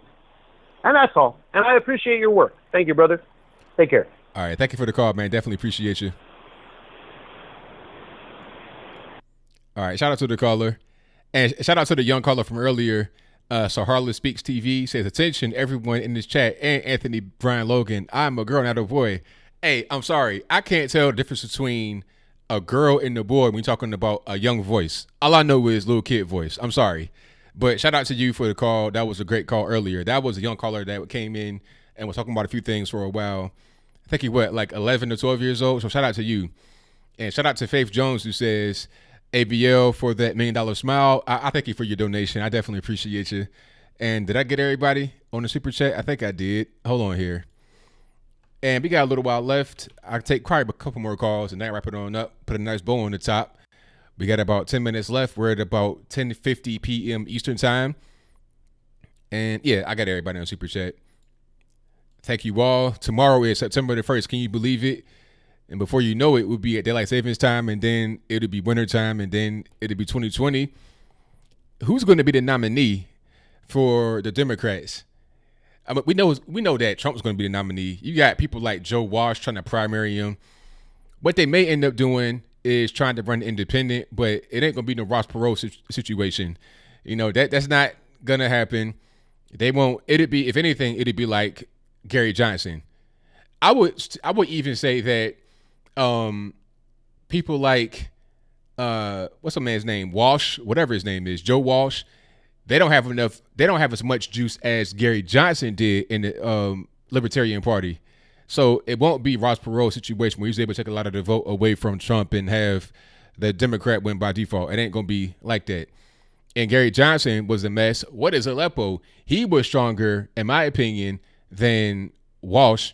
And you got Bill Weld trying to run. If you were the vice president under Scary Gary, how are you going to be the president and gain any kind of traction more than what you had under Scary Gary? It doesn't make any sense. But let me get to my next call. 253, you on the line? Who am I speaking to? Okay, it's Speaks TV again. I wanted to call a second time. Oh, okay, hold on. Caller. I can't do that because I can only have one call per show. It's all right. So call again next time I have a show, and it'll be all good. Okay. Well, one thing before I go. You said I was a boy, but I'm not a boy. I'm a girl. Bye. Yeah. All right. All right. Yeah, I can't tell. All I know was little kid voice. You know, I don't know. You could be an alien, but let me get to the next call. All right, call you on the line 256. Who am I speaking to? This is Chelsea from Alabama. All righty, what's going on? Can you hear me? I'm sorry. I hear you well. Okay. I cannot talk on the live chat. It will not let me. Oh, okay. I don't know what happened. Did you you might be, somebody may have blocked you or something. If you send me your YouTube link, I can fix it. Okay. It is. Hang on. He just went away. Hang on just a minute. Well, sorry. Do you have a minute or no? No, I don't. Not right now. Let's give me that after the call. So what's on your mind? Okay. Caller, can you hear me? Yes. All right. What's going on? What's on your mind? Okay. Listen, caller, listen. You have feedback in the background. Do not listen to the stream that way. Just listen to the phone and turn the background audio off completely. I got you. Okay. All right. I got you. All right. So I tried to connect to you. I cannot talk to you on your live chat. YouTube said it was an error occurring loading the. I got you. We'll fix that later. But what's on your mind now, though? Okay. No, I wanted to talk to you about the fact that about democratic socialism. Okay. Okay, so my sister for a while, and she has her bachelor's degree in teaching, was telling me that Venezuela is not a socialist country. Oh, is that what they said? So what is it then? Yeah, yeah. I really don't know. She didn't really give me anything but that. But like I told her, it's basically communism. But they implemented the socialist programs called the Bolivarian Mission. Yeah, I mean, so like basically, communism is the same thing as socialism. It's just like more extreme. It's really all the same at the end of the day. Because at the end of the day, you got a lot of the same things that happen as a result.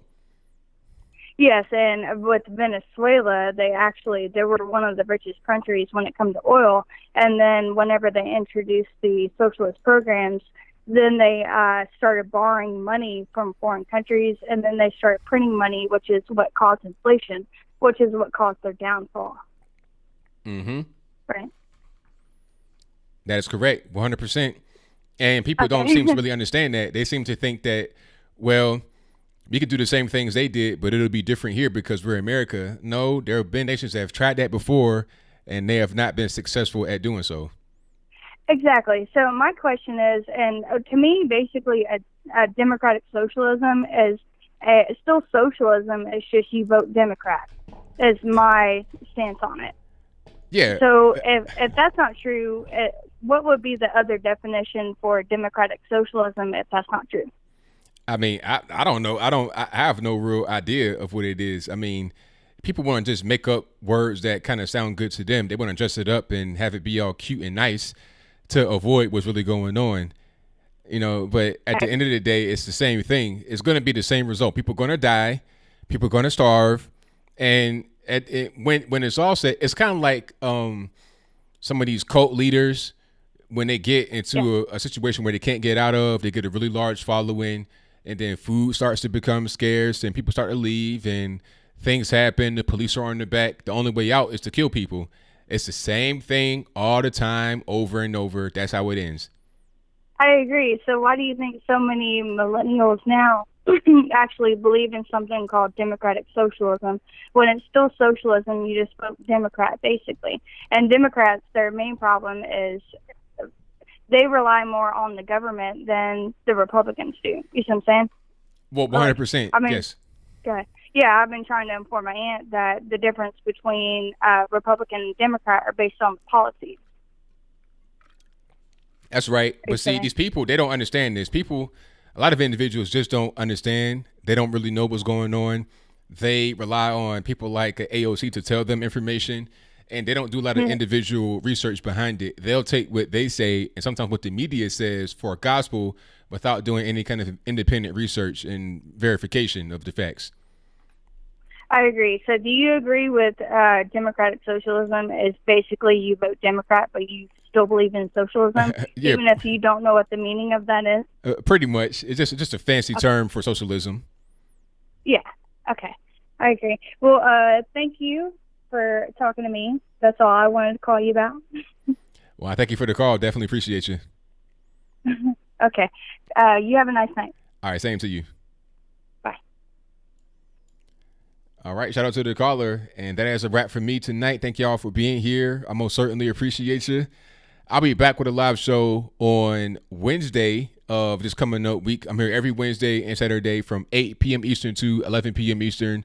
And I thank y'all for joining. Shout out to the mods for doing a good job keeping them trolls in line and getting everything tightened up. Shout out to Cam Tarabella for the donation right now, who says, hi, I worked at a cafe where two men got in a scuffle. The next day, we received Facebook posts and calls that we were racist. One of the men was black and lied. Got so bad I had to quit. I was moderate and I'm black. Yeah, that's crazy. So, I mean, so two men got into a fight and then the guy lied about the cafe being racist. I mean, that's crazy. That's absolutely crazy. But that's kind of like the environment that we live in right now. You have this whole cancel culture thing. And, people don't do any research. They don't do any kind of investigating. They just take things like that for gospel. It's really unfortunate, but it is what it is. Shout out to my man Nick Taylor. I see you in the chat, man. I appreciate that.